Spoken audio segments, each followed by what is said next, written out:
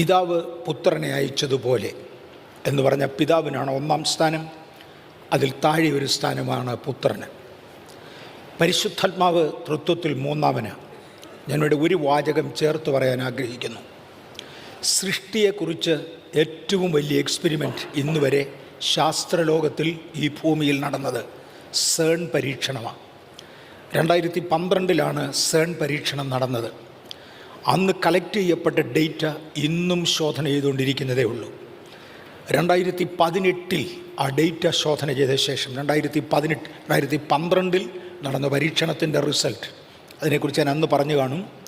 അതിൻ്റെ recorded data disk CD-കളിൽ ആക്കിയിട്ട്, എന്ന് പറഞ്ഞാൽ ഹൈ കപ്പാസിറ്റിയുള്ള CD-കളിലാക്കിയിട്ട് ആ CD ഒന്നിനു മേളിൽ ഒന്നായി അടുക്കി വെക്കാമെങ്കിൽ ഭൂമിയിൽ വെച്ച് തുടങ്ങിയാൽ ചന്ദ്രന് ചെന്ന് മുട്ടുന്ന അത്രയും കളരമുള്ള CD-കൾ ശേഖരിക്കപ്പെട്ടു. അതുപോലെ ഇൻഫർമേഷൻ കളക്ട് ചെയ്യപ്പെട്ടു.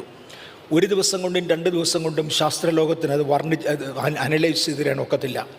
2018 അത് അനലൈസ് ചെയ്തതോടെ ആദ്യത്തെ ബിഗ് ബാങ്ങിനകത്ത് 3 ശബ്ദങ്ങളുണ്ടായിരുന്നു എന്ന് രേഖപ്പെടുത്തിയിരിക്കുന്നു.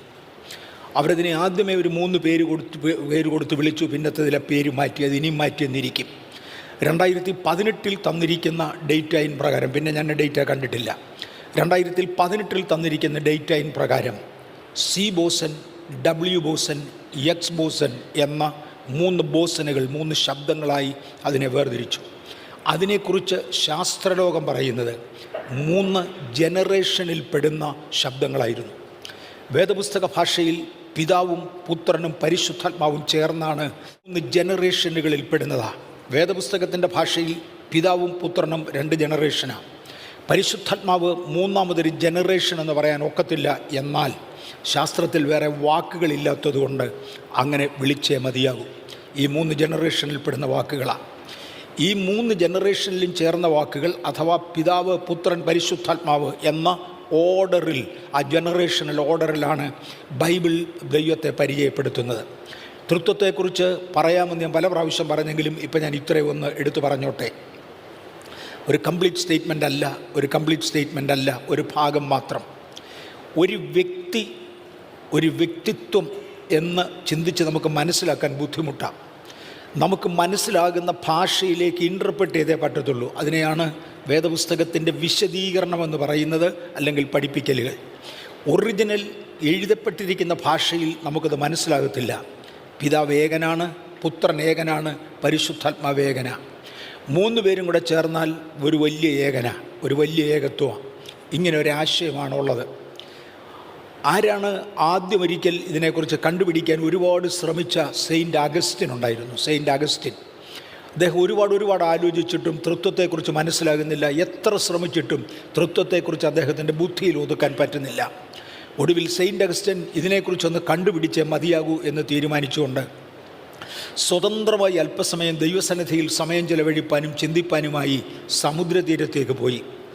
സമുദ്രതീരത്തുകൂടെ അദ്ദേഹം നടക്കുമ്പോൾ ഇത് തന്നെ ഇങ്ങനെ ചിന്തിച്ചുകൊണ്ടിരിക്കുകയാണ്. നല്ല സമുദ്രത്തിൽ നിന്ന് തണുത്ത കാറ്റുണ്ടെങ്കിലും ഇങ്ങനെ വേർക്കുന്നുണ്ട്.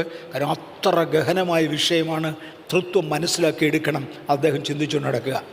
ആ സമയത്ത് അദ്ദേഹം ഒരു കാഴ്ച കണ്ടു. സന്ധ്യയാകുന്നതോടുകൂടെ ഒരു കൊച്ചു ബാലകൻ സമുദ്രതീരത്തിരുന്ന് അവൻ്റെ കൈകൊണ്ട് സമുദ്രതീരത്തൊരു കുഴി കുഴിച്ചിട്ട് ഒരു കക്ക ഉണ്ട് അവിടെ. സമുദ്രതീരത്ത് കിട്ടുന്ന ഒരു കക്ക ഉണ്ട്.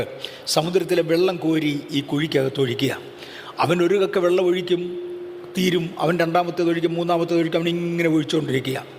നേരം ഇരുട്ടി തുടങ്ങിയതോടെ സെയിൻറ്റ് അഗസ്റ്റിൻ ചെന്ന കൊച്ചൻ്റെ അടുക്ക ചോദിച്ചു, കുഞ്ഞെ നീ എന്തോ ചെയ്തുകൊണ്ടിരിക്കുക? നീ കൊച്ചി ചേർക്കണല്ലേ, വീട്ടിൽ പോകാൻ നേരമായില്ലേ, നിൻ്റെ പേരൻസ് നിന്നെ അന്വേഷിക്കത്തില്ലേ, എന്തുകൊണ്ടാണ് പോകാത്തതെന്ന് ചോദിച്ചു. അപ്പോൾ കൊച്ചൻ ഇങ്ങനെ പറഞ്ഞ അദ്ദേഹത്തോട്, ഞാൻ ഒരു പർപ്പസോടുകൂടി ഇരിക്കുക, ഒരു കാര്യം കണ്ടേച്ചേ പോകത്തുള്ളൂ. ഈ സമുദ്രജലത്തിലെ വെള്ളം കോരി ഞാൻ ഈ കുഴിക്കകത്ത് ഒഴിച്ച് സമുദ്രം കാലിയാക്കി വെച്ച് ഇതിൻ്റെ അടിയിൽ കിടക്കുന്ന കുറേ മുത്തുച്ചിപ്പികളുണ്ട്, കുറേ പവിഴപ്പുറ്റുകളുണ്ട് എന്ന് കേട്ടിട്ടുണ്ട്. അത് മൊത്തം പെറുക്കിക്കൊണ്ട് ഞാൻ പോകത്തുള്ളൂ. അപ്പോൾ സെയിൻറ്റ് അഗസ്റ്റിൻ ചോദിച്ചു, എൻ്റെ കൊച്ചുമോനെ, നിന്നെ കൊണ്ടിത് നടക്കുമോ? ഈ മഹാസമുദ്രം പറ്റിക്കാൻ നിൻ്റെ കക്കായിക്ക് കഴിയുമോ? ഈ കുഴിക്കകത്ത് അത് ഒതുങ്ങുമോ? ആ കുഞ്ഞ് പെട്ടെന്ന് ഒരു വലിയ ആളായി മാറി. അതൊരു ദൈവദൂതൻ വേഷം മാറി വന്നതാണ്. സെയിൻറ്റ് അഗസ്റ്റിനോട് ചോദിച്ചു, മനുഷ്യ, നിൻ്റെ ഈ കൊച്ചു ബുദ്ധിക്കകത്ത് ഈ പ്രപഞ്ചം മുഴുവനും സൃഷ്ടിച്ച ദൈവത്തെ ഒതുക്കാൻ നിനക്ക് കഴിയുമോ? നീ വീട്ടിൽ പോ, വേറെ പണി ചെയ്യേ, എഴുതിയിരിക്കുന്നത് വിശ്വസിക്കുക. നമുക്ക് എഴുതിയിരിക്കുന്നത് വിശ്വസിക്കുക, അല്ലാതെ മറ്റൊന്നും മാർഗമില്ല. സെയിൻറ്റ് അഗസ്റ്റിൻ അന്ന് ഒക്കാഞ്ഞ ഒരു കാര്യത്തിലാണ് ഇന്ന് ഞാൻ ശാസ്ത്രത്തിലൂടെ വന്നത്. C boson, W boson, X boson എന്ന 3 ശബ്ദങ്ങൾ ഒരുമിച്ച് ചേർന്ന് വണ്ണസിൽ വിശ്വസിക്കുന്ന ഒരുപാട് പേര് ഒരു പക്ഷങ്ങൾ എന്നെ കേൾക്കുന്നുണ്ടാവാം. എന്ന് പറഞ്ഞാൽ ത്രിയേക ദൈവം എന്നൊന്നില്ല എന്ന് വാദിക്കുന്നവർ കണ്ടേക്കാം. ഞങ്ങൾ നിങ്ങളോട് പറഞ്ഞതിന് വിപരീതമായൊരു സുവിശേഷം ഞങ്ങളാകട്ടെ, സ്വർഗത്തിൽ നിന്നൊരു ദൂതനാകട്ടെ നിങ്ങളോട് അറിയിച്ചാൽ അവനെ ശപിക്കപ്പെട്ടവൻ എന്ന വേദപുസ്തകവാക്യത്തിൽ നിന്നുകൊണ്ട് ത്രിയേക ദൈവത്തെ ഉറപ്പിച്ച് വിശ്വസിക്കുവാൻ ഞാൻ കർത്താവിൻ്റെ കൃപയിൽ ശരണപ്പെടുന്നു. അതിന് ഏറ്റവും നല്ല ഒരു ഉദാഹരണം മനുഷ്യന് മനസ്സിലാകുന്ന ഭാഷയിൽ ആരോ ഒരാൾ ഞാൻ കേട്ടത്. കഴിഞ്ഞ തലമുറയിൽ ജീവനോടൊരു നമ്മുടെ ഈ ചർച്ച് വന്നിട്ടുണ്ട്, അദ്ദേഹം മരിച്ചുപോയി. ഞാൻ അദ്ദേഹത്തിൻ്റെ പേരോർക്കുന്നില്ല. ത്രിയേക ദൈവത്തെക്കുറിച്ച്, തൃത്വത്തെക്കുറിച്ച് ഏറ്റവും നന്നായി നമുക്ക് മനസ്സിലാകുന്ന ഭാഷയിൽ വിശദീകരിച്ച ഒരു മനുഷ്യനായിരുന്നു. ഒരു മലയാളിയാണ് ബേസിക്കലി, പക്ഷേ ഇന്ത്യയിലല്ല അദ്ദേഹം താമസിച്ചിരുന്നത്. അദ്ദേഹം ഈ ലോകത്തോട് യാത്ര പറഞ്ഞു. നമ്മുടെ ഈ ചർച്ച് വന്നിട്ടുണ്ട്. അദ്ദേഹം ഈ ലോകത്തോട് യാത്ര പറഞ്ഞു. അദ്ദേഹം പറഞ്ഞിരുന്നത്, ഒരു കമ്മിറ്റിയോട് ഉപമിച്ച് ദൈവത്തെക്കുറിച്ച് ചിന്തിക്കുമെങ്കിൽ അതായിരിക്കും നല്ലത്. ഒരു കമ്മിറ്റി, ഒരു പ്രസിഡൻറ്റ്, ഒരു സെക്രട്ടറി, ഒരു ട്രഷറർ എന്ന 3 പേരുള്ള ഒരു കമ്മിറ്റി, പിതാവും പുത്രനും പരിശുദ്ധാത്മാവും ചേർന്ന് നിൽക്കുന്ന ഒരു കമ്മിറ്റി. ഈ കമ്മിറ്റി എത്ര ഉണ്ടെന്ന് വെച്ചാൽ ഒറ്റ കമ്മിറ്റിയേ ഉള്ളൂ. ദൈവം എത്ര ഉണ്ടെന്ന് വെച്ചാൽ ഒറ്റ ദൈവമേ ഉള്ളൂ. പക്ഷേ ഒരേ ദൈവത്തിൽ തന്നെ 3 വ്യക്തിത്വങ്ങൾ നമുക്ക് ദൃശ്യമാണ്. പ്രസിഡൻറ്റിന് അദ്ദേഹത്തിൻ്റെ ജോലിയുണ്ട്, സെക്രട്ടറിക്ക് അദ്ദേഹത്തിൻ്റെ ജോലിയുണ്ട്, ട്രഷറർക്ക് അദ്ദേഹത്തിൻ്റെ ജോലിയുണ്ട്, പിതാവിന് അദ്ദേഹത്തിൻ്റെ ഉത്തരവാദിത്വങ്ങളുണ്ട്, പുത്രന് അദ്ദേഹത്തിൻ്റെ ഉത്തരവാദിത്വങ്ങളുണ്ട്, പരിശുദ്ധാത്മാവിന് തൻ്റെ ഉത്തരവാദിത്വങ്ങളുണ്ട്. ഇത് 3 കൂടെ ചേർന്നാൽ ദൈവമായി. ഇവർ 3 പേരും കൂടെ ഒരുമിച്ചാണ് ദൈവം എന്നറിയപ്പെടുന്നത്. എനിക്ക് തോന്നുന്നത് അതിനേക്കാൾ നല്ല ഒരു സ്റ്റേറ്റ്മെൻറ്റ് എന്നെപ്പോലെ ഒരു പാവപ്പെട്ട മനുഷ്യന് മനസ്സിലാകുന്ന രീതിയിൽ. ഞാൻ പാവപ്പെട്ടവനെന്ന് പറഞ്ഞത് സ്വന്തം കണ്ടുപിടുത്തങ്ങൾ അധികം ഒന്നും ഇല്ല, അതുകൊണ്ടാണ്. ഞാൻ ഇതുവരെ ചന്ദ്രനിൽ പോയിട്ടില്ല, ചൊവ്വായി പോകാൻ ഉദ്ദേശിക്കുന്നില്ല. വെറും പാവപ്പെട്ടവനാണ് നിങ്ങളിലൊരാളിനെ പോലെ തന്നെ. ഈ പറയുന്ന മഹാനും ഇത്രയൊക്കെ ഉള്ളൂ, അല്ല എന്നൊക്കെ പറയുന്നവരും ഇത്രയൊക്കെ ഉള്ളൂ. അവരെല്ലാം സാധാരണക്കാരാണ്. അപ്പം നമുക്കൊക്കെ മനസ്സിലാകുന്ന ഭാഷ ഇതാണ്. അതുകൊണ്ടാണ് ഞാൻ ആ ഭാഷ ഉപയോഗിച്ചത്. ഈ 3 വ്യക്തിത്വങ്ങൾ ഒരുമിച്ച് ചേർന്ന ഒരു ഗോഡ് ഹെഡ് എന്ന് നമ്മൾ വിളിക്കും. ഒരു ദൈവത്തെയാണ് നമ്മൾ വിശ്വസിക്കുന്നത്. ഏക ദൈവം എന്ന് വിളിക്കുന്നത് അതുകൊണ്ടാണ്. ചില മതങ്ങളിൽ ദൈവത്തെ 3ആയി ചിത്രീകരിക്കാറുണ്ട്. 3 പേർക്കും 3 ചിന്തകൾ, 3 ആശയങ്ങൾ വേണ്ടി വന്നാൽ തമ്മിൽ വഴക്കമുണ്ടാക്കും. പക്ഷേ ക്രിസ്ത്യാനി വിശ്വസിക്കുന്ന ഏക ദൈവം അതല്ല. ട്രയൂൺ എന്ന് ഇംഗ്ലീഷിൽ പറയും. ട്രയൂൺ, ഒറ്റ ദൈവമേ ഉള്ളൂ. 3 വ്യക്തിത്വങ്ങളിൽ തന്നെ വെളിപ്പെടും, 3 കടമകളിൽ വെളിപ്പെടും. ഇതിൽ പിതാവാണ് ഉന്നതൻ, 1-2 പദങ്ങളിലൂടെ എടുത്തു പറഞ്ഞേ പറ്റത്തുള്ളൂ. ഞാൻ തൃത്വത്തെക്കുറിച്ച് എടുക്കാൻ വേണ്ടി വന്നതല്ല, അതുകൊണ്ട് കംപ്ലീറ്റ് ആകണമെന്നില്ല. ഹേ ഇസ്രായേലേ കേൾക്ക, നിനക്ക് ഏക ദൈവമേ ഉള്ളൂ. ഏക ദൈവമെന്ന് ചിത്രീകരിക്കുന്ന ആ ഭാഗത്ത് ഇഖാദ് എന്ന വാക്കാണ് എബ്രായ ഭാഷയിൽ ഉദ്ദേശിച്ചിരിക്കുന്നത്. നിൻ്റെ ദൈവം ഏകനാണ്.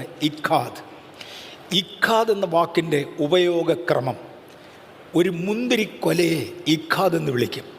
പല മുന്തിരികൾ ഒരുമിച്ച് ചേർന്ന ഒരു കൊലയെ ഇഖാദ് എന്ന് വിളിക്കും. പല തേങ്ങ ഒരുമിച്ച് ചേർന്ന ഒരു തേങ്ങക്കൊലയെ ഇഖാദ് എന്ന് വിളിക്കും. പുരുഷനും സ്ത്രീയുമായി, ഭാര്യയും ഭർത്താവുമായി 2 പേരും കൂടെ ഒരുമിച്ച് കൂടുമ്പോൾ അവരെ ഇഖാദ് എന്ന് വിളിക്കും. ഒന്നാണ് എങ്കിൽ തന്നെ അതിനകത്ത് വ്യക്തിത്വങ്ങളുണ്ട്. 2 വ്യക്തികളാണ്. എന്നെ വിവാഹം കഴിപ്പിച്ചത് പാസ്റ്റർ PM ഫിലിപ്പ് സാറായിരുന്നു. പാസ്റ്റർ PM ഫിലിപ്പാണ് ഞങ്ങളുടെ വിവാഹം നടത്തിയത്. ഇനി മുതൽ നിങ്ങൾ ഒരു ശരീരമാണ് എന്ന് പറഞ്ഞു. പക്ഷേ ഇന്നുവരെ എൻ്റെ ഭാര്യയുടെ ഡ്രസ്സ് ഞാൻ ഇട്ടിട്ടില്ല. ഞാൻ വേറെ ഡ്രസ്സാണ് ഇടുന്നത്.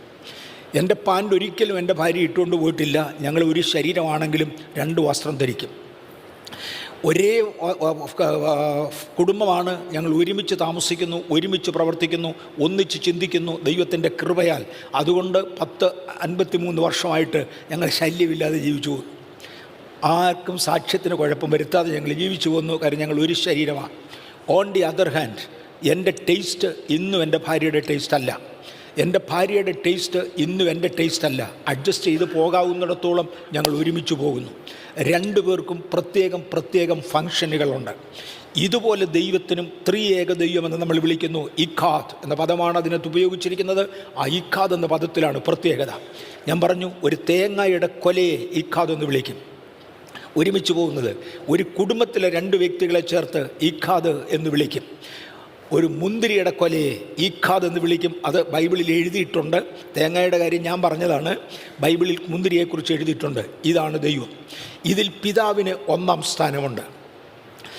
പിതാവ് എന്നെ അയച്ചതുപോലെ. ഈ ഭൂമിയിൽ യേശു ആയിരുന്ന കാലത്ത് ഒരിക്കലും പിതാവ് ഇന്നത് പറഞ്ഞത് ഞാൻ റൂൾ ഔട്ട് ചെയ്യണമെന്ന് യേശു പറഞ്ഞിട്ടില്ല. പിതാവ് പറഞ്ഞത് എനിക്ക് അനുസരിച്ചേ മതിയാകൂ. യേശു പറഞ്ഞു, ഞാൻ നിങ്ങളെ അയക്കുക. ഇതിനിടയ്ക്ക് പിതാവിനും പുത്രനും ഇടയിൽ പരിശുദ്ധാത്മാവിൻ്റെ ക്രിയയുണ്ട്. പരിശുദ്ധാത്മാവിലൂടെ മാത്രമേ പിതാവിൻ്റെ ഹിതം പുത്രന് ചെയ്യാൻ ഒക്കത്തുള്ളൂ. എന്നെയും ക്രിസ്തുവിനെയും തമ്മിൽ കണക്ട് ചെയ്യുന്നിടത്തും ഇതേ പരിശുദ്ധാത്മാവിനെ കൊണ്ടുവന്നു. ഈ പരിശുദ്ധാത്മാവ് തരുന്നത് മാത്രമേ എനിക്ക് ചെയ്യാൻ ഒക്കത്തുള്ളൂ. പിതാവ് എന്നെ അയച്ചതുപോലെ ഞാൻ നിങ്ങളെ അയക്കുന്നു. പിതാവായിരിക്കും ഒന്നാമൻ, ഞാൻ രണ്ടാമനാണ്. ക്രിസ്തു എന്നെ അയച്ചതിനാൽ ഞാൻ രണ്ടാമനുമല്ല, ഞാൻ മൂന്നാമനാണ്. മൂന്നാമതായിട്ടാണ് എന്നെ അയച്ചത്. പരിശുദ്ധാത്മാവാണ് എന്നെ കണക്ട് ചെയ്യുന്നത്. അതുകൊണ്ട് ഇന്നെന്നെ നിയന്ത്രിക്കുന്നത് പുത്രനല്ല, പരിശുദ്ധാത്മാവാണ് നിയന്ത്രിക്കുന്നത്. പക്ഷെ എൻ്റെ ഹിതം മാത്രമേ പരിശുദ്ധാത്മാവ് അറിയിക്കുകയുള്ളൂ. അതാണ് അവർ തമ്മിലുള്ള ഐക്യത, അവർ തമ്മിലുള്ള പ്രത്യേകത. പിതാവ് ആഗ്രഹിക്കുന്നത് മാത്രമേ പുത്രൻ ചെയ്യത്തുള്ളൂ. പുത്രൻ ആഗ്രഹിക്കുന്നത് മാത്രമേ പരിശുദ്ധാത്മാവ് ചെയ്യത്തുള്ളൂ. പരിശുദ്ധാത്മാവ് നയിക്കുന്നത് മാത്രമേ നമ്മൾ ചെയ്യത്തുള്ളൂ. പിതാവിനും പുത്രനെയും റൂൾ ഔട്ട് ചെയ്യാനൊക്കത്തില്ല. ഈ ദിവസങ്ങളിലായി യേശുവിൻ്റെ മടങ്ങിവരവിനെക്കുറിച്ച് കൂടുതൽ ഞാനിവിടെ പഠിപ്പിക്കുന്നത് കൊണ്ടും എടുക്കുന്നത് കൊണ്ടും പല ഭാഗങ്ങളിൽ നിന്നായി ആളുകൾ ചോദിക്കുന്നുണ്ട്, യേശു എന്നാണ് വരിക. ഞാൻ അവരോട് ഇന്നും ഒരാളിനോട് മറുപടി പറഞ്ഞു ചിരിക്കുകയാണ്. എന്നെ അദ്ദേഹം ശ്രദ്ധിക്കുന്നുണ്ടാവണം. ഇന്നും ഞാൻ അദ്ദേഹത്തോട് മറുപടി പറഞ്ഞു ചിരിക്കുകയാണ്. യേശു വരുന്ന ഡേറ്റ് അനൗൺസ് ചെയ്യാൻ എനിക്ക് അനുവാദമില്ല. ഞാൻ ഓർക്കുന്നുണ്ട്, ചില വർഷങ്ങൾക്ക് മുമ്പൊരിക്കൽ ഒരു സഭായോഗം കഴിഞ്ഞ് ഞാൻ ഇവിടുന്ന് പോകുമ്പോൾ സൗദി അറേബ്യയിൽ നിന്നൊരു സഹോദരനെ വിളിച്ച്, ഇവിടുന്നൊരു സഭായോഗം കഴിഞ്ഞ് ഞാൻ പോവുക. എനിക്ക് തോന്നിയ ഫ്ലൈ ഓവർ ബ്രിഡ്ജിൽ എത്തിയപ്പോഴാണ് സൗദി അറേബ്യയിൽ നിന്നൊരാൾ എന്നെ വിളിച്ചേച്ച് പറഞ്ഞത്, ഇന്ന ആണ്ടിൽ ഇന്ന മാസം ഇത്രാം തീയതി യേശു വരും. പറഞ്ഞു, ശരി ബ്രദറെ, ശരി, അല്ലാതെ നിങ്ങൾ പ്രസംഗിക്കണം. ഞാൻ പറഞ്ഞു, ഞാനും പ്രസംഗിക്കത്തില്ല. എന്തുകൊണ്ട്? ഞാൻ പറഞ്ഞു, ബ്രദറെ, അത്ര എളുപ്പം എന്നെ കളിപ്പിക്കാൻ ഒക്കത്തില്ല. കാര്യം പിതാവല്ലാതെ പുത്രൻ പോലും അറിയുന്നില്ല. അത് ശരിയാണ്. ഇത് പിതാവ് നേരിട്ട് പറഞ്ഞതുകൊണ്ടാണ് ഞാൻ പറയുന്നത്. ആ മനുഷ്യൻ്റെ വാചകമാണ്. പിതാവ് എന്നെ നേരിട്ട് അറിയിച്ചത് കൊണ്ടാണ് ഞാൻ പറയുന്നത്. നിങ്ങൾ പ്രസംഗിക്കണം. ഇന്ത്യയിലെ മഹാന്മാരായ ശുശ്രൂഷകന്മാരിൽ ചിലർ അബദ്ധത്തിന് ഇന്ന വർഷം യേശു വരും എന്ന് പ്രസംഗിച്ചിട്ടുണ്ട്. അന്ന് വരേണ്ടതായിരുന്നു, അല്ലെന്ന് ഞാൻ പറഞ്ഞില്ല. ഞങ്ങൾ പറഞ്ഞായിരുന്നു 2020 യേശു വരുമെന്ന് ഇന്ത്യയിൽ അതിശ്രേഷ്ഠമായി ശുശ്രൂഷിച്ചിട്ടുള്ള കർത്തൃദാസന്മാരിൽ ഒരാൾ പരസ്യമായി വിളിച്ചു പറഞ്ഞു. 2020 യേശു വരേണ്ടതായിരുന്നു. എന്നാൽ ദൈവത്തിൻ്റെ പരന്തറ്റിക് പീരീഡ് സെറ്റപ്പിൽ അത് മാറി. പിതാവ് എന്നായിരിക്കും ഫൈനൽ ഡേറ്റ് തീരുമാനിക്കുന്നതെന്ന് പുത്രന് പോലും അറിഞ്ഞുകൂടായിരുന്നു. അതുകൊണ്ടാണ് പുത്രൻ പറയാഞ്ഞത്. പിതാവ് തൻ്റെ അധികാരം തന്നിൽ തന്നെ സൂക്ഷിച്ചുകൊണ്ട് പലതും ചെയ്യുവാൻ പുത്രനെ ഏൽപ്പിച്ചു. പുത്രൻ അദ്ദേഹത്തിൻ്റെ അധികാരം അങ്ങനെ സൂക്ഷിച്ചുകൊണ്ട് പലതും പറയുവാൻ എന്നെയും നിങ്ങളെയും ഏൽപ്പിച്ചു. ഇങ്ങനെ സഭയിൽ ദൈവം വിവിധ ശുശ്രൂഷകന്മാരെ ആക്കി. പിതാവിനെ അയച്ചതുപോലെ ഞാൻ നിങ്ങളെ അയക്കുക. തൻ്റെ പരമാധികാരം സൂക്ഷിച്ചുകൊണ്ട് അതിൻ്റെ കീഴിൽ പ്രവർത്തിക്കുവാൻ, പുത്രൻ്റെ നാമത്തിൽ പുത്രന് വേണ്ടി പ്രവർത്തിക്കുവാൻ സഭയെ ദൈവം അധികാരപ്പെടുത്തി. രണ്ടാമത്തെ പടിയിലേക്ക് ഞാൻ കടത്തി. ഞാൻ തൃത്വത്തിനും ഏറെക്കുറെ മറുപടി പറഞ്ഞു. രണ്ടാമത്തെ പടിയിലേക്ക് ഞാൻ കയറിയത് സഭയിൽ ഒന്നാമത് അധികാരികളെ ദൈവമാക്കി. അപ്പോസ്തലന്മാർ, പ്രവാചകന്മാർ, സുവിശേഷകന്മാർ, ഇടയന്മാർ, അധ്യാപകന്മാർ എന്നിങ്ങനെ 5 വിഭാഗം ആളുകളെ ദൈവമാക്കി. ഈ 5 പേരും ദൈവകൃപയിൽ ആശ്രയിച്ച് അതാത് കാലഘട്ടങ്ങളിൽ ദൈവം തരുന്ന നിയോഗങ്ങൾ പഠിപ്പിക്കേണ്ടതിനു വേണ്ടി 5 പേരിലും പരിശുദ്ധാത്മാവ് തന്നെ പ്രവർത്തിച്ചു. ഒരു ശരീരത്തിന് പല അവയവങ്ങളുള്ളതുപോലെ ഈ 5 പേരിലും പരിശുദ്ധാത്മാവ് തന്നെ പ്രവർത്തിച്ചു. ഈ എല്ലാ അവയവങ്ങളെയും ഒരുമിച്ച് ചേർക്കേണ്ടത് ഒരു തലയാണ്. തലയിൽ നിന്ന് വരുന്ന ഇൻസ്ട്രക്ഷൻ അനുസരിച്ചാണ് ഓരോ അവയവങ്ങൾ പോകേണ്ടത്. പക്ഷെ തല ഒരിക്കലും എൻ്റെ കൈയുമായി കണക്റ്റഡ് അല്ല. അത് സന്ധികളാലും മജ്ഞകളാലും നരമ്പുകളാലും തലയോട് ബന്ധിക്കപ്പെട്ടിരിക്കുന്നത് പോലെ പരിശുദ്ധാത്മാവിനാലും ദൈവം അയച്ച ആധികാരിക ശുശ്രൂഷകന്മാരാലും മറ്റുള്ളവരിലേക്ക് പകരുന്നു. രണ്ടാം സ്ഥാനത്ത് ദൈവം കൃപാവരക്കാരെ എടുത്തു. ഒന്നാം സ്ഥാനത്ത് ദൈവം അധികാരികളെയാക്കി. അത് 5 വിധ ശുശ്രൂഷകളാണ്. അവർ 5 പേരും അധികാരികളാണ് സഭയിൽ. രണ്ടാം സ്ഥാനത്ത്, സഭയ്ക്കകത്തെ രണ്ടാം സ്ഥാനത്ത് ദൈവം കൃപാവരക്കാരെയാക്കി. കൃപാവരങ്ങൾ പ്രാപിച്ച പലരെയും ദൈവം സഭയിലാക്കി. എന്തിനു വേണ്ടി? നാം എല്ലാവരും, അതായത് മുഴു ദൈവസഭ യേശുക്രിസ്തുവിനെക്കുറിച്ചുള്ള സമ്പൂർണ്ണതയിൽ എത്തുവോളം, തലയാകുന്ന ക്രിസ്തുവോളം സകലത്തിലും വളർന്നു വരുന്നത് വരെ എന്ന് പറഞ്ഞാൽ എന്നുവരെ സഭ ഭൂമിയിലുണ്ട് അന്ന് വരെ അപ്പോസ്തലന്മാരെയും പ്രവാചകന്മാരെയും ഇടയന്മാരെയും അധ്യാപകന്മാരെയും ദൈവം സഭയിലാക്കി. മൂന്നാമത്തെ ലെവലിലേക്ക് വരുമ്പോൾ കൃപാവരക്കാർക്ക് താഴോട്ട് പോവുക.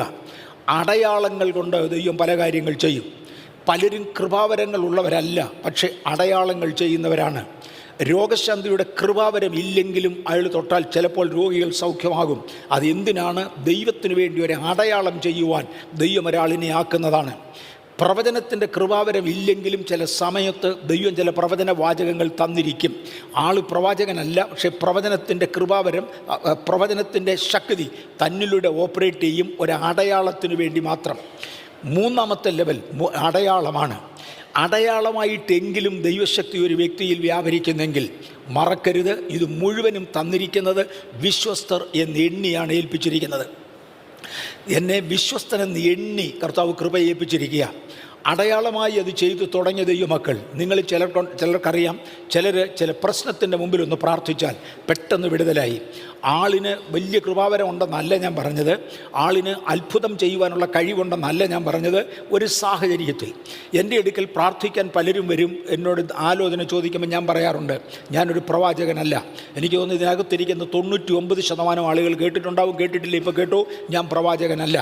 അതേസമയം ദൈവം ചിലപ്പോൾ ചില ദൂതുകൾ എനിക്ക് തന്നാൽ ഞാനത് പറയാറുണ്ട്. കർത്താവിൻ്റെ കൃപയാൽ കർത്താവ് അതിനെ ഫുൾഫിൽ ചെയ്യാറുണ്ട്. അതൊരു അടയാളത്തിന് വേണ്ടി മാത്രമാണ്.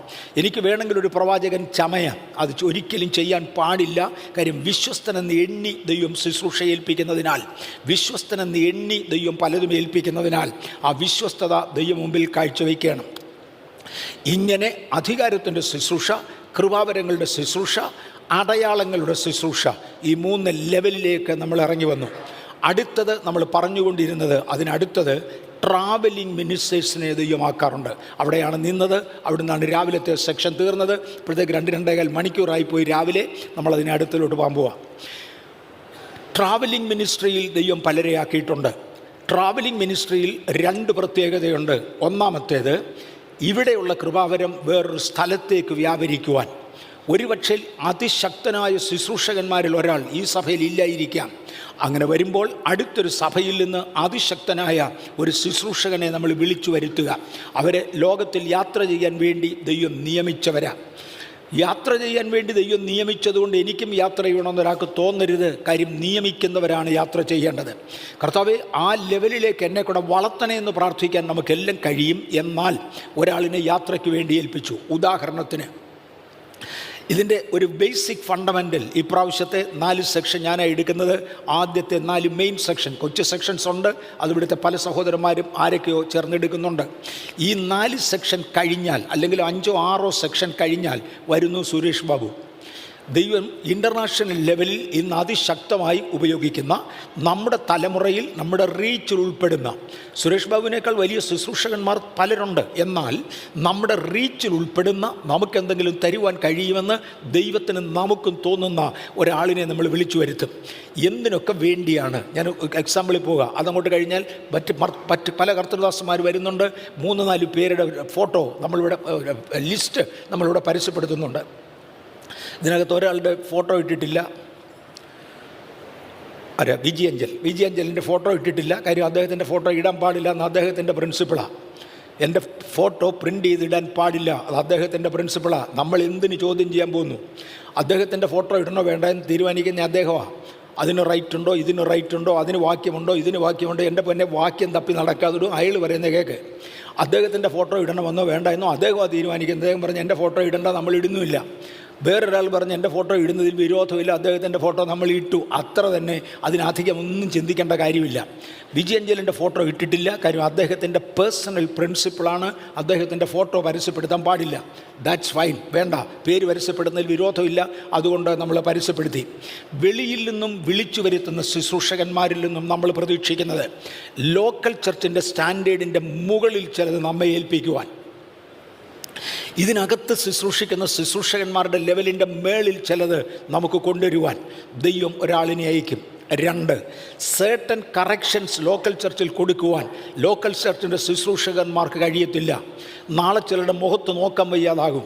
പാസ്റ്റർ എൻ്റെ കാര്യം അറിഞ്ഞുകൊണ്ടാണ് പ്രസംഗിച്ചതെന്ന് പറഞ്ഞു കളിയും. പിശാചി നമ്മളെക്കാളൊക്കെ കണ്ണിങ്ങാണ്, അവൻ ഒക്കുന്ന കുത്തിത്തിരിപ്പ് സകലതും ഉണ്ടാക്കും. അതുകൊണ്ട് ഇങ്ങനെയുള്ളതിന് ഒരവസരം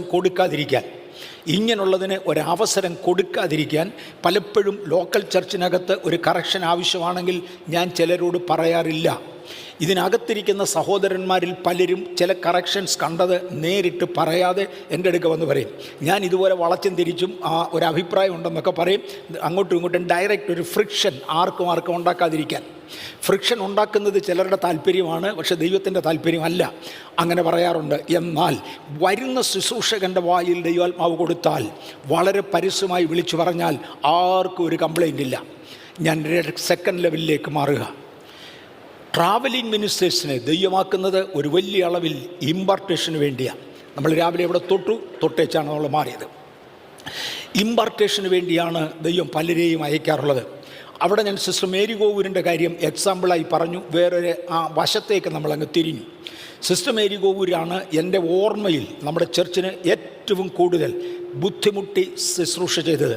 പക്ഷെ കോവൂര് ഒരു 2 വർഷം ഇവിടെ ശുശ്രൂഷിച്ച് കഴിഞ്ഞതോടെ 2 വർഷമായി ഒരു 4 പ്രാവശ്യം എങ്കിലും വന്നിട്ടുണ്ട്. 4 അല്ലായിരിക്കാം, അതിൽ കൂടുതൽ പ്രാവശ്യം വന്നിട്ടുണ്ട്. 4-5 ദിവസങ്ങൾ വീതം ഓരോ പ്രാവശ്യവും എടുത്ത് 10-20 ദിവസം നമ്മുടെ കൂടെ ചിലവഴിച്ച് കാണും ഒരു വർഷം. അങ്ങനെ ഒരു 2 വർഷം കഴിഞ്ഞതോടുകൂടെ ചർച്ചിനകത്തൊന്ന് ശുശ്രൂഷകന്മാർ എഴുന്നേക്കാൻ തുടങ്ങി. എന്ത് സംഭവിച്ചു? ഒരു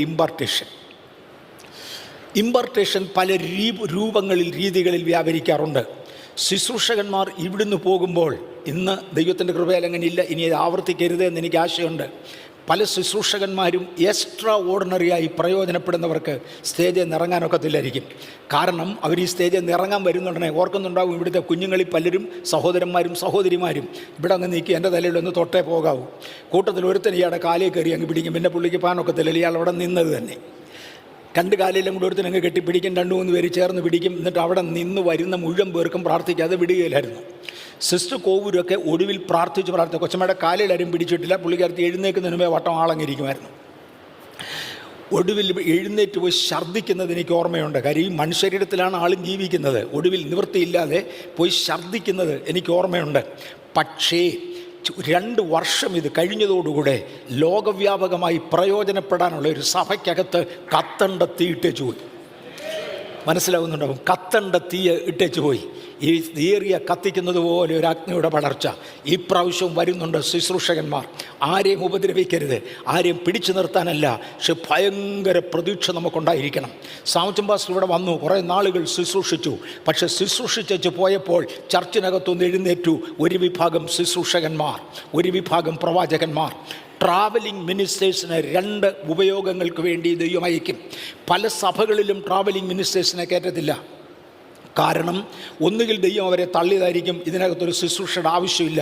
അല്ലെങ്കിൽ പിശാച് അവരെ തടഞ്ഞതായിരിക്കും, ഇതിനകത്ത് കൊള്ളാവുന്നവൻ വരരുത്. കൊള്ളാവുന്ന ശുശ്രൂഷകന്മാരെ വിളിക്കരുത് എന്ന് പരസ്യപ്പെടുത്തുന്ന സഭാവിഭാഗങ്ങളെ ഇന്ന് ചെകുത്താൻ പടച്ചുവിട്ടു. ഇങ്ങനെ ഒരുപാട് കാര്യങ്ങൾ നടന്നുകൊണ്ടിരിക്കുമ്പോൾ ദൈവം നമ്മളെ ഉപയോഗപ്പെടുത്തട്ടെ, നമുക്ക് വേണ്ടി ദൈവം ചെയ്യട്ടെ. Travelling ministers. അപ്പോസ്തല പ്രവൃത്തികളുടെ പുസ്തകം 13-ാം അധ്യായത്തിൻ്റെ 1-ാമത്തെ വാക്യത്തിൽ ഒരു ഇമ്പാർട്ടേഷൻ നടന്നതായി കാണാം. അപ്പോസ്തല പ്രവൃത്തി 11:27 എന്ന് വായിക്കാമോ? 11:27. അപ്പോസ്തല പ്രവൃത്തി 11:27 ട്രാവലിംഗ് മിനിസ്റ്റേഴ്സിനെ കാണാം. ആ കാലത്ത് യെരുശലേമിൽ നിന്ന് പ്രവാചകന്മാർ അന്ത്യോക്യയിലേക്ക് വന്നു. നിൽക്കട്ടെ, അക്കാലത്ത് യെരുശലേമിൽ നിന്ന് പ്രവാചകന്മാർ അന്ത്യോക്യയിലേക്ക് വന്നു. സഭയുടെ തുടക്കം യെരുശലേമിലാണ്. അന്ന് പെന്തക്കോസ് നാളിൽ ദേവാലയത്തിൽ ഇറങ്ങേണ്ടിയിരുന്ന പരിശുദ്ധാത്മാവ്, അല്ലെങ്കിൽ ദൈവവുമായിട്ട് ബന്ധമുള്ളത് ദേവാലയത്തിന്. യെരുശലേമിൽ നല്ല ഒന്നാം തരം ഒരു ദേവാലയമുണ്ട്. ദേവാലയത്തിൽ ഇറങ്ങേണ്ടിയിരുന്ന പരിശുദ്ധാത്മാവ് ദേവാലയത്തിലേക്ക് ഇറങ്ങാതെ മർക്കോസിൻ്റെ മാളിക മുറിയിലേക്ക് മാറി ഇറങ്ങി. പക്ഷെ പട്ടണം അത് യെരുശലേം തന്നെയാണ്. ആ പട്ടണത്തിൽ മുഴുവനും ആത്മാവിൻ്റെ തീ പടർന്നു. അനേക ശുശ്രൂഷകന്മാർ എഴുന്നേറ്റു, അപ്പോസ്തലന്മാർ എഴുന്നേറ്റു. അത് യേശു തന്നെ എഴുന്നേൽപ്പിച്ച് തുടങ്ങി. പ്രവാചകന്മാർ യേശു എഴുന്നേൽപ്പിച്ച് തുടങ്ങിയത് തന്നെയല്ല, അതിനുശേഷം ഉണ്ടായിരുന്നു. യൂദ ഒഴിഞ്ഞു പോയ സ്ഥാനത്തേക്ക് നമ്മളൊരാളിനെ തിരഞ്ഞെടുക്കണമെന്ന് പറഞ്ഞ് യേശു തിരഞ്ഞെടുക്കാത്ത, യേശുവിൻ്റെ ജീവകാലത്ത്, ഐഹിക ജീവകാലത്ത് തിരഞ്ഞെടുക്കാത്ത ഒരു അപ്പോസ്തലനെ തിരഞ്ഞെടുക്കേണ്ടതിന് 2 പേരെ നിർത്തി ചീട്ടിട്ട് ഒരു അപ്പോസ്തലനെ തിരഞ്ഞെടുത്തു. തുടർന്ന് പൗലോസിനെ സ്വർഗത്തിലെ ദൈവം തന്നെ തിരഞ്ഞെടുത്ത് സഭയുടെ കയ്യിൽ ഏൽപ്പിച്ചു. ഇങ്ങനെ അപ്പോസ്തലന്മാരെ പിന്നെയും തിരഞ്ഞെടുത്തിട്ടുണ്ട്. തൻ്റെ മേൽ പകർന്ന അപ്പോസ്തലത്വത്തിൻ്റെ ശുശ്രൂഷയുടെ കൈമാറ്റത്തിനായി എൻ്റെ നിജപുത്രനായ തീമോത്തിയോസിനെ പൗലോസ് വിളിക്കുമാറ് തൻ്റെ സന്തതി എന്ന് കരുതുന്നത് പോലെ അപ്പോസ്തലന്മാരെ എഴുന്നേൽപ്പിച്ചുകൊണ്ടിരുന്നു. ശക്തിയേറിയ അപ്പോസ്തലന്മാർ യേശുവിൻ്റെ കാലശേഷവും വന്നുകൊണ്ടിരുന്നു. All right. ഈ യെരുശലേമിൽ നിന്ന് പ്രവാചകന്മാർ അന്ത്യോക്യയിലേക്ക് പോകാൻ തുടങ്ങി. അന്ത്യോക്യയിലെ സഭയിൽ കുറച്ച് നാൾ കഴിഞ്ഞതോടെ പ്രവാചകന്മാരായി. ഞാൻ പറഞ്ഞു ഇമ്പാർട്ടേഷന് വേണ്ടിയാ. വായിക്കാം 13:1.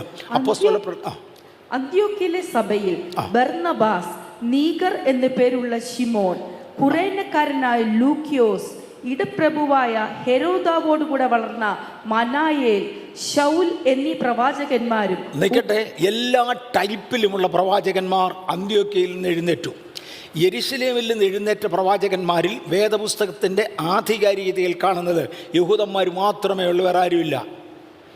ഒന്നുകൂടെ ആവർത്തിച്ച് പറയാം, യെരുശലേമിൽ നിന്ന് ബേസിക്കലി എഴുന്നേറ്റ പ്രവാചകന്മാരിലും ശുശ്രൂഷമാരിലും ആകപ്പാടെ ഒരു വലിയ പ്രശ്നം കണ്ടത് യഹൂദന്മാരെ ഉള്ളു, വേറെ ആരുമില്ല. കാര്യം ആ നാട്ടിലെ സംസ്കാരം അതായിരുന്നു, അവിടുത്തെ ആളുകളുടെ മെൻ്റൽ സെറ്റപ്പ് അതായിരുന്നു. കർത്താവ് പറഞ്ഞു, അല്ല, എനിക്ക് സകല ജാതികളിൽ നിന്നും ആളുകളെ വേണം. അതുകൊണ്ട് യെരുശലേമിൽ നിന്നും അപ്പോസ്തലന്മാരെ, ട്രാവലിംഗ് മിനിസ്റ്റേഴ്സിനെ, ട്രാവലിംഗ് പ്രവാചകന്മാരെ ഞാൻ അന്ത്യോക്യയിലേക്ക് അയക്കാൻ പോകുകയാണ്. അന്ത്യോക്യയിൽ ഒരു കൂടിവരെ ഉണ്ടായി, അവിടേക്ക് അയച്ചു. അന്ത്യോക്യയിലെ സഭയിൽ എന്തുണ്ടായിരുന്നു? ഒന്നുകൂടെ വായിച്ചാട്ടെ 13-ാം വാക്യം. അന്ത്യോക്യയിലെ സഭയിൽ ബർന്നബാസ്, നീഗർ എന്നു പേരുള്ള ശിമോൻ. നിൽക്കട്ടെ, ബർന്നബാസും നീഗറും 2 പേരുകൾ യഹൂദ പേരുകളാണ്. ബർന്നബാസ് യഹൂദ പേരല്ല, ജാതികളുടെ പേരാ. നീഗർ യഹൂദൻ്റെ പേരാ. 2 പേർ അവിടെ നിന്ന് ആദ്യത്തെ 2 പേര് പറഞ്ഞതാ. യെരുശലേമിലെ സഭയിൽ നിന്ന് എഴുന്നേറ്റ കൂട്ടത്തിൽ പ്രവചനത്തിൻ്റെ ശുശ്രൂഷകൾ, ഏതെങ്കിലും ഒരു ആത്മീയ ശുശ്രൂഷ വ്യാപരിച്ചത് യഹൂദന്മാരിലേക്ക് മാത്രമാണെങ്കിൽ, അന്ത്യോക്യയിലെ സഭയിൽ ആദ്യം എഴുന്നേറ്റതൊരു ജാതിയാണ്. ദൈവത്തിന് പറയാനുണ്ട്, എനിക്കിത് പരത്താനാണ് എൻ്റെ താല്പര്യം. യഹൂദൻ്റെ ഇടയിൽ തന്നെ ഒളിച്ചു വെക്കുന്ന ഒന്നായിട്ടല്ല ക്രിസ്ത്യാനിത്വം പോകേണ്ടത്, ഇത് പരന്നേ പറ്റത്തുള്ളൂ. അതുകൊണ്ട് ബർന്നബാസ്, നീഗർ, പിന്നെ കുറേനക്കാരനായ ലൂക്കിയോസ്. അദ്ദേഹം ജാതിയിൽ താണവനാ. ജാതിയിൽ താണവനെ യെരുശലേമിൽ അടുപ്പിക്കത്തില്ല. കാര്യം യെരുശലേമിലെ കൾച്ചർ അതാ. പത്രോസിനോടൊക്കെ ദൈവം നേരിട്ട് പറഞ്ഞ്, ദൈവം ശുദ്ധീകരിച്ചതിനെ നീ മലിനമെന്ന് എണ്ണരുത് എന്ന് പറഞ്ഞ് കൊർന്നല്യോസിൻ്റെ വീട്ടിലോട്ട് അയച്ചെങ്കിലും പത്രോസ് അവിടെ ചെന്ന് പറഞ്ഞത്, ജാതിയായ നിന്നോടുകൂടെ ഭക്ഷിച്ച് പാനം ചെയ്യുന്നത് എൻ്റെ പരിചയമല്ല. എങ്കിലും പരിശുദ്ധാത്മാവ് പറഞ്ഞതുകൊണ്ട് ഞാൻ പാരമ്പര്യം ലംഘിച്ചു വന്നിരിക്കുക. പത്രോസ് തിരിച്ചു വന്നു. തൻ്റെ കൂടെ ഉണ്ടായിരുന്ന പരിച്ഛേദനക്കാരായ യഹൂദന്മാർ പത്രോസിനെ എടുത്തിട്ട് പൊരിച്ചു. അദ്ദേഹം പറഞ്ഞു, ഇനി മേലെ പോകത്തില്ല, അങ്ങനെ ജാതികളുടെ അടുക്ക പോകുന്നില്ല എന്ന് തീരുമാനിച്ചു. ഈ സാഹചര്യത്തിലാണ് കർത്താവ് പറഞ്ഞത്, ഞാൻ ശൗലിനെ വേർതിരിക്കുക. നിന്നേക്കാൾ പഠിത്തമുള്ളതും, നിന്നേക്കാൾ വിവരമുള്ളതും, നിന്നേക്കാൾ യാത്ര ചെയ്യാൻ അറിയാവുന്നവനും, നിന്നേക്കാൾ ചെറുപ്പക്കാരനുമായ ശൗലിനെ ഞാൻ തിരഞ്ഞെടുക്കുകയാണ്. അങ്ങനെ പൗലോസിനെ തിരഞ്ഞെടുത്തു. ഈ സഭയിലേക്ക് ഇവിടെ പ്രവാചകന്മാർ വന്നു. കൈവെപ്പിൻ്റെ കൂട്ടത്തിൽ ശുശ്രൂഷകൾ കൈമാറിയപ്പോൾ 1 ജാതിയായ ഒരുത്തന് കിട്ടി, 2 ഒരു യഹൂദന് കിട്ടി, 3 കൊറേനക്കാരനായ ഒരുത്തന് കിട്ടി. ജാതിയിൽ താണ ഒരുത്തൻ, കൊറേനക്കാരൻ, പിന്നെ ഇടപ്രഭുവായ ഹെരോദാവോടുകൂടെ വളർന്ന മനായേൽ അദ്ദേഹമാണെങ്കിൽ പൊളിറ്റിക്കൽ ഫീൽഡിലുള്ള ആളാണ്. ഇടപ്രഭുവിനോടുകൂടെ വളർന്ന മനായേൽ പൊളിറ്റീഷ്യൻസിൻ്റെ ഇടയിലേക്ക് ദൈവശക്തി വ്യാപരിക്കാൻ തുടങ്ങി. ഇതുവരെ ക്ലർജീസ് ആത്മീക മണ്ഡലത്തിനകത്ത് മാത്രം ഇരുന്ന ദൈവസഭയുടെ ശുശ്രൂഷകന്മാർ വ്യത്യസ്ത ഇടങ്ങളിലേക്ക് വ്യാപരിപ്പാൻ തുടങ്ങി. ഗുഡ് ന്യൂസ്, ഈ ആഴ്ച മുതൽ നമുക്ക് വിസിറ്റിംഗ് പാസേഴ്സ് ഉണ്ട്. ദൈവം അവരെ ഉപയോഗിക്കട്ടെ. ഈ ആഴ്ച മുതൽ വിസിറ്റിംഗ് മിനിസ്റ്റേഴ്സ് നമുക്ക് വരുമ്പോൾ ഒരു പകർച്ച, ഒരു ഇമ്പാർട്ടേഷൻ നടക്കണം. ആരിലേക്കൊക്കെയാണ് പടക്കേണ്ടത്? എല്ലാവരിലേക്കും. ഓൺലൈനിൽ ഇമ്പാർട്ടേഷൻ കിട്ടുമെന്ന് ആരും തെറ്റിദ്ധരിക്കരുത്, എളുപ്പമല്ല. ഐ വാണ്ട് ടു റിപ്പീറ്റ്, ഓൺലൈനിൽ ഇമ്പാർട്ടേഷൻ കിട്ടത്തില്ലെന്ന് ഞാൻ പറഞ്ഞില്ല, പക്ഷെ അങ്ങനെ തെറ്റിദ്ധരിക്കരുത്. കഴിവുള്ളിടത്തോളം പേഴ്സണൽ പ്രസൻസ് ആവശ്യമാണ്. ഞാനൊരു കൊച്ചു ഉദാഹരണം കൂടെ പറയാം. നെൽസൺ നേഗി എന്നു പേരുള്ള ഒരു മനുഷ്യൻ നമ്മുടെ ഈ ചർച്ച് വന്നിട്ടുണ്ട്. ഈ ചർച്ചിൽ ശുശ്രൂഷിച്ചിട്ടുള്ളവരുടെ കൂട്ടത്തിൽ അതിശക്തമായി ശുശ്രൂഷിച്ച ഒരു സഹോദരനായിരുന്നു നെൽസൺ നേഗി. ഞാൻ നെൽസനെ പരിചയപ്പെടുന്നതിന് പൊതുസ്ഥലത്താണ് നിൽക്കുന്നതെന്ന് എനിക്കറിയാം. അതുകൊണ്ട് തീർത്ത ബഹുമാനത്തോടുകൂടെ, ആ മനുഷ്യനോടുള്ള പൂർണ്ണ ബഹുമാനത്തോടുകൂടെ, പക്ഷേ രണ്ട് സൈഡും ചേർത്ത് ഞാൻ പറയാൻ ഉദ്ദേശിക്കുക. ഞാൻ ഒരു മീറ്റിങ്ങിന് വേണ്ടി ജഗ്ദൽപൂർ എന്ന സ്ഥലത്ത് പോയി. ജഗ്ദൽപൂരിൽ എനിക്ക് വേണ്ടി ഇംഗ്ലീഷിൽ നിന്നും ഹിന്ദിയിലേക്ക് തർജ്ജമ ചെയ്യാൻ തിരഞ്ഞെടുത്തത് ഒരു തമിഴ് സഹോദരനെയാണ്. ആ പുള്ളി പണ്ട് ഹിന്ദിയോട് വിരോധിയാണ്. നമ്മുടെ ഈ ചർച്ചിനോട് ഇൻഡയറക്റ്റ്ലി കണക്റ്റഡായ ഒരു ബ്രദറാണ്. ഞാൻ പേര് സാമെന്നാണെന്ന് തോന്നുന്നു പേര്. അതെ, സാമാണ്. ഇൻഡയറക്റ്റ്ലി നമ്മുടെ ചർച്ചക്കാർ ഇതിനകത്തുണ്ടായിരുന്ന ഒരു പെൺകുഞ്ഞിനെയാണ് അദ്ദേഹം വിവാഹം കഴിച്ചത്. അത്രയും ബന്ധം ചർച്ചിനോടുണ്ട്. അവിടെ ഹിന്ദിയിലേക്ക് തർജ്ജമ ചെയ്യാൻ സാമിനെയാണ് എടുത്തിട്ടത്. സാമിന് ഹിന്ദി ശരിക്കറിയാൻ വയ്യ, എനിക്കാണെങ്കിൽ ഒട്ടും അറിയത്തില്ല. പക്ഷേ തെറ്റു പറഞ്ഞാൽ എനിക്ക് ഉടൻ പിടി കിട്ടും. ചുരുക്കി പറഞ്ഞാൽ ഞങ്ങൾക്ക് രണ്ടുപേരും കൂടെ പോകാൻ പ്രയാസമായി തീരുന്നു. ഞാൻ പറയുന്നതല്ല സാം പറയുന്നത്. എനിക്ക് ഹിന്ദി അറിയത്തില്ലെങ്കിലും സാം പറയുന്നത് മനസ്സിലാകും, ഞാൻ പറഞ്ഞതല്ല എന്നറിയാം. ഇങ്ങനെയപ്പോൾ ഞാൻ പറഞ്ഞു സമയം അങ്ങനെയല്ല, ഇങ്ങനെ പറഞ്ഞ് ഞങ്ങൾ തമ്മിൽ സംസാരിച്ച് സമയം പോകുന്നത് കണ്ടുകൊണ്ട് ഒരു ചെറുപ്പക്കാരൻ ചാടി എഴുന്നേറ്റു. അതാണ് നെൽസൺ നേഗി. നെൽസൺ നേഗി ചാടി എഴുന്നേറ്റു. ഈ പുള്ളി വർഷിപ്പ് ലീഡ് ചെയ്യാൻ വേണ്ടി അവിടെ വന്നതാണ്. നെൽസൺ നേഗി വന്നിട്ട് സാമിനോട് പറഞ്ഞു, പാസ്റ്റർ, ഈ പറയുന്ന സന്ദേശം പവർഫുള്ളാണ്. ഈ സന്ദേശം ഇങ്ങനെ ഈ ജനത്തിന് കൊടുത്താൽ പോരാ, അതതിൻ്റെ ഫോഴ്സിൽ കൊടുക്കണം. നിന്നെ കൊണ്ടൊക്കത്തില്ലെങ്കിൽ എനിക്കൊരു ചാൻസ് തരാമോ എന്ന് ചോദിച്ചു. സാമാണ് ഇത് ആരുടെ തലയിലേക്ക് വെക്കണമെന്ന് പറഞ്ഞുകൊണ്ടിരിക്കുന്ന പരുവാണ്. അത് നീ ഇങ്ങോട്ട് കയറിക്കോളാൻ പറഞ്ഞു. നെൽസൺ ഇങ്ങോട്ട് വന്നു. നെൽസൻ്റെ കൂടെ നിൽക്കുമ്പോൾ എനിക്ക് തോന്നുന്നു ഒരു 3 ഇരട്ടി പവർഫുള്ളായി മെസ്സേജ് എൻ്റെ കയ്യിൽ ദൈവം ഏൽപ്പിക്കാൻ തുടങ്ങി. ഞാൻ പറയുന്നതിൻ്റെ ഇരട്ടി ശക്തിയിൽ അദ്ദേഹം ട്രാൻസ്ലേറ്റ് ചെയ്യാൻ തുടങ്ങി. ചുരുക്കി പറഞ്ഞാൽ ഞങ്ങൾക്ക് രണ്ടുപേരും കൂടെ ഒരുമിച്ച് നിന്നാൽ ഒരാൾ ആത്മവിശ്വതയിൽ വീഴും എന്നൊരു സാഹചര്യമായി. ഞങ്ങൾക്ക് രണ്ടുപേരും കൂടെ ഒരുമിച്ച് നിൽക്കാനൊക്കത്തില്ല. ഞാനിവിടെ ഇതിനു മുമ്പ് വിശദീകരിച്ചിട്ടുണ്ട്. ഒരു നല്ല വലിപ്പമുള്ള മേശയുണ്ടായിരുന്നതിൻ്റെ ഒരു സൈഡിൽ ഞാൻ മാറി നിന്നു, ഞാൻ താഴെ പോകാതിരിക്കാൻ. എന്നിട്ട് ഞാൻ ആ മേശയെ പിടിച്ചു. നെൽസൺ മറു സൈഡിൽ മേശയെ പിടിച്ചുകൊണ്ട് നിന്നു. ഞാൻ ഇതിലെ തിരിയുമ്പോൾ അവൻ അതിലെ തിരിയും. ഇങ്ങനെ ഞങ്ങൾ രണ്ടുപേരും മേശയുടെ രണ്ട് വശത്ത് നിന്ന കാര്യം അടുത്ത് കണ്ടുപോയാൽ താഴെ വീഴും. അതാണ് സ്ഥിതി. അതുപോലൊരു ആത്മശക്തി വ്യാപരിക്കാൻ തുടങ്ങി. അന്നത്തെ meeting it was so powerful. ഒരുപാട് ഹീലിങ്ങുകളും ഒരുപാട് വിടുതലുകളും ഉണ്ടായി. ഇതെല്ലാം കഴിഞ്ഞ ഉടനെ ഞാൻ ആ പദം പറയുന്നതിനോട് ക്ഷമിക്കണം, നെൽസൺ ഇന്നതല്ല, അന്നതായിരുന്നു. ഇതങ്ങോട്ട് കഴിഞ്ഞ ഉടനെ നെൽസൺ, അപ്പോൾ ഇയാൾ ഇട്ടിരിക്കുന്നത് ഞാൻ വീട്ടിൽ ഉടുക്കുന്ന ലുങ്കിയുടെ കളറിലുള്ള ഒരു ഷർട്ടൊക്കെയാണ്. ഇത് കണ്ടിട്ട് ഇവന് ബൈ ലുക്ക് അത്ര പെന്തക്കോസ്തല്ല, പക്ഷെ by power he is mightier. ഇവനെ പരിശുദ്ധാത്മാവ് ഉപയോഗിക്കുന്നു. ഇവൻ എൻ്റെ അടുക്ക് വന്നു വെച്ച് പറഞ്ഞു, പാസ്റ്ററെ, സെക്കൻഡ് ഷോയുടെ ഒരു ടിക്കറ്റ് ഉണ്ട്, വരുന്നോന്ന് ചോദിച്ചു. ഇവൻ അപ്പോൾ എനിക്ക് ആവപ്പാടെ ഇതെന്നെ പരിപാടി എന്ന് ചോദിച്ചു. ഞാൻ ചോദിച്ചു, Nelson what are you talking? അത് ഞങ്ങൾ 3-4 പേര് കൂടി പോകാനിരുന്നതാണ്, അതിനകത്ത് ഒരുത്തം വരുന്നില്ല, ഒരു ടിക്കറ്റ് മിച്ചമുണ്ട്, നമ്മളൊന്നിച്ച് ഇത്രയും പ്രയോജനപ്പെട്ടതല്ലേ, അപ്പം വരുന്നേ ഒന്നിച്ച് പോകാനായിട്ടാണ്. ഞാൻ പറഞ്ഞു, നീ പോയി, ഞാൻ വരുന്നില്ല.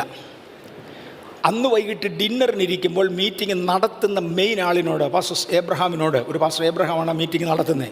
പാസ്റ്റർ എബ്രഹാം ഇന്നുണ്ടോ? ഇല്ല, നിത്യത്തില്ല. പാസ്റ്റർ അദ്ദേഹത്തിൻ്റെ മകനാണ് ഇന്ന് ആ ചർച്ച നോക്കുന്നത്. അദ്ദേഹത്തോട് ഞാൻ പറഞ്ഞു, പാസ്റ്ററെ, നിങ്ങൾ വിളിച്ചിരിക്കുന്ന ഗായക സംഘം ഉഗ്രനാണ് കേട്ടോ. എന്നോട് എന്നെ പറ്റി? ഞാൻ പറഞ്ഞു, അവന്മാർ പിക്ചറിന് പോയിരിക്കുക. പണ്ട് അങ്ങനെയൊക്കെ ആയിരുന്നു. ആത്മീയരെ പാട്ടുപാടാൻ കിട്ടാത്തത് കൊണ്ട് പുക വലിക്കുന്നതിനെയൊക്കെ കൊണ്ടുവരുമായിരുന്നു. 2 മിനിറ്റ് അവൻ എക്സ്ട്രാ നിൽക്കത്തില്ല. ഇപ്രാവശ്യം ഞാൻ മീറ്റിംഗ് തുടങ്ങുമ്പോഴേ പാസ്റ്റർ ജോൺ ടി ഫിലിപ്പിനോട് പറഞ്ഞു, പാസ്റ്ററെ ദയവ് ചെയ്ത് എൻ്റെ മാത്രം ആശയമല്ല, ഞാൻ മുമ്പേ പറഞ്ഞില്ല, ഇവിടെ ആർക്കെങ്കിലും താല്പര്യം ഉണ്ടെങ്കിൽ എൻ്റെ അടുക്ക പറയും, ആർക്കും കേടില്ലാതെ പറയും.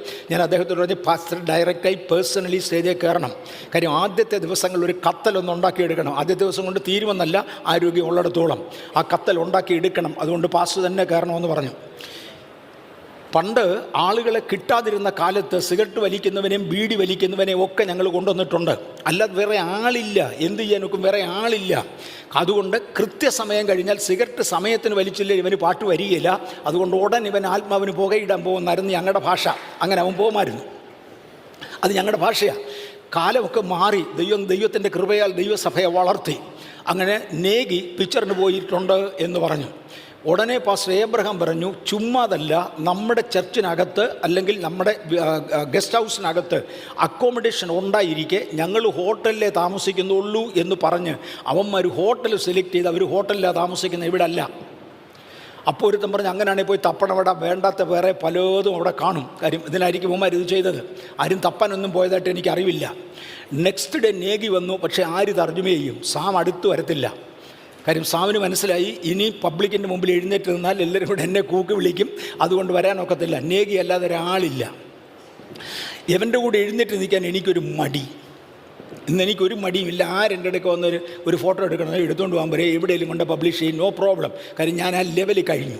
പക്ഷെ അന്ന് നേഗിയുടെ കൂടെ നിൽക്കാൻ എനിക്കൊരു പേടി വന്നു. ഞാൻ അവനോട് ചോദിച്ചു, നേഗി, ഞാൻ ചോദിക്കട്ടെ, നീ എന്നാ വീണ്ടും ജനിച്ചത്? അത് ഞാൻ വീണ്ടും ജനിച്ചത് ആഫ്രിക്കയിലും കണ്ട്, അവിടെ ജനിച്ചത്, അവിടെ വളർന്നത്. ഞാനിന്ന് ഒത്തിരി ആളുകളുടെ ഹൃദയത്തിൽ കൊള്ളുന്ന കാര്യങ്ങൾ പറയും. ഞാൻ അവിടെ ആത്മീയത്തിൽ ജനിച്ചത്, ഞാൻ ഭൗതികത്തിൽ ജനിച്ചത് ആഫ്രിക്കയിലാണ്, വളർന്നത് ആഫ്രിക്കയിലാണ്. ഞാൻ ചോദിച്ചു, നീ എങ്ങനെ രക്ഷിക്കപ്പെട്ടത്? അത് ടെലിവിഷൻ കണ്ട് രക്ഷിക്കപ്പെട്ടതാണ്. അതുകൊണ്ടാണ് ഇന്ന് ഞാൻ പറഞ്ഞത്, ഇൻ്റർനെറ്റിൻ്റെ മുമ്പിൽ ഇരിക്കുന്നവർ ഇമ്പാർട്ടേഷന് വേണ്ടി ഡയറക്റ്റ് വരികയാണ് നല്ലതെന്ന്. ഞാൻ ടെലിവിഷൻ്റെ മുമ്പിൽ രക്ഷിക്കപ്പെട്ടതാണ്. ടെലിവിഷനകത്തൂടെ പ്രാർത്ഥിക്കുമ്പോൾ അതേ കൈവച്ച് അവിടുന്ന് കിട്ടിയ ഇമ്പാർട്ടേഷനാണ്. പക്ഷേ അതിശക്തമായ ആത്മശക്തി വ്യാപരിക്കുന്നുണ്ട്. അപ്പം ഞാൻ ചോദിച്ചു, ഇപ്പം നീ എവിടെ താമസിക്കുന്നത്? നോർത്ത് ഇന്ത്യയിൽ ഒരു പട്ടണത്തിൻ്റെ പേര് പറഞ്ഞ്, ഇന്ന പട്ടണത്തിലാണ്. ഞാൻ ആ പട്ടണത്തിൻ്റെ പേര് പറയത്തില്ല. കാര്യം അവിടെയുള്ള ചില പ്രമുഖരുണ്ട്, അവർക്ക് നാണക്കേട് ഉണ്ടാകാതിരിക്കാനാണ്.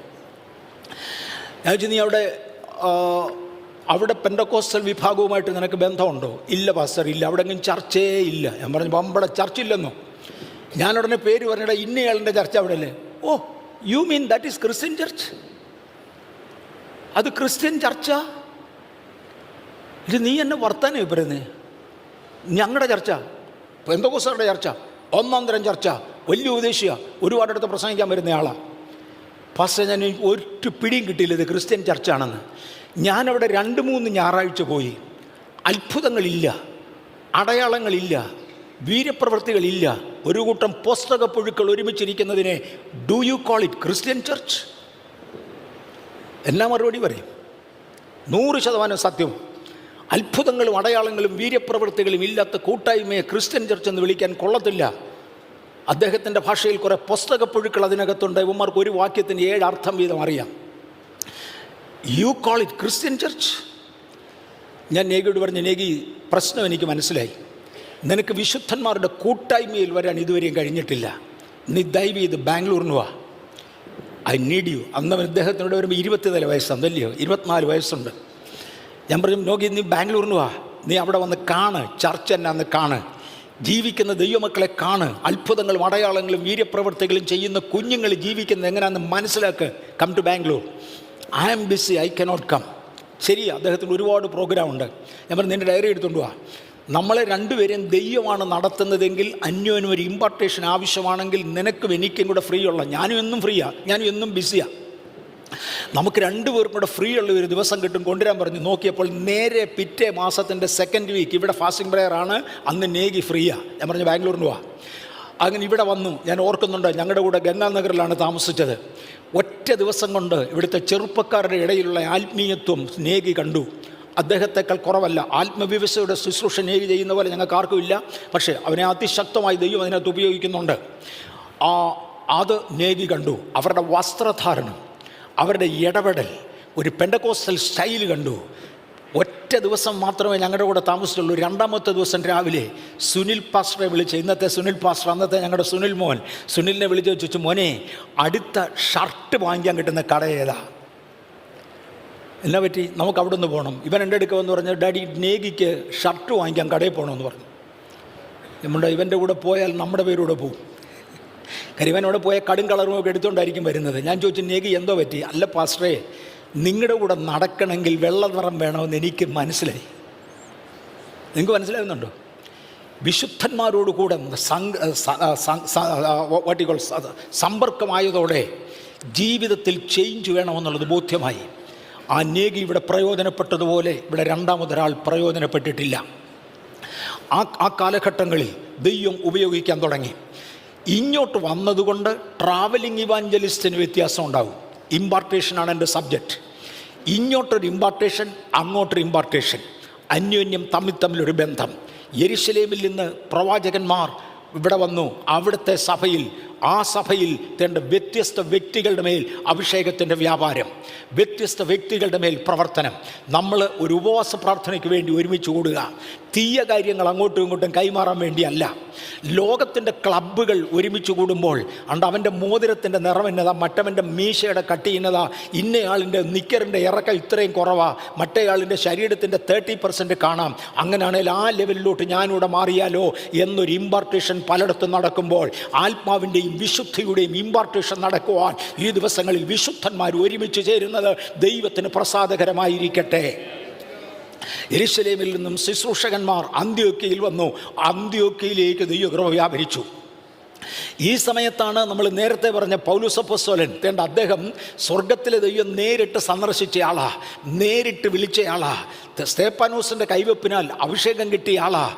ആ പണ്ട് ഘോരത്വം വഹിച്ചിരുന്ന വേണ്ടാധീനം വഹിച്ചിരുന്ന ആ പാത്രത്തെ വെള്ളത്തിലിട്ട് കഴുകി സ്നാനപ്പെടുത്തി പുറത്തെടുത്തു. അത് കഴുകി പുറത്തെടുത്തു എന്ന് പറയുന്നതിനകത്തൊരു കാര്യമുണ്ട് കേട്ടോ.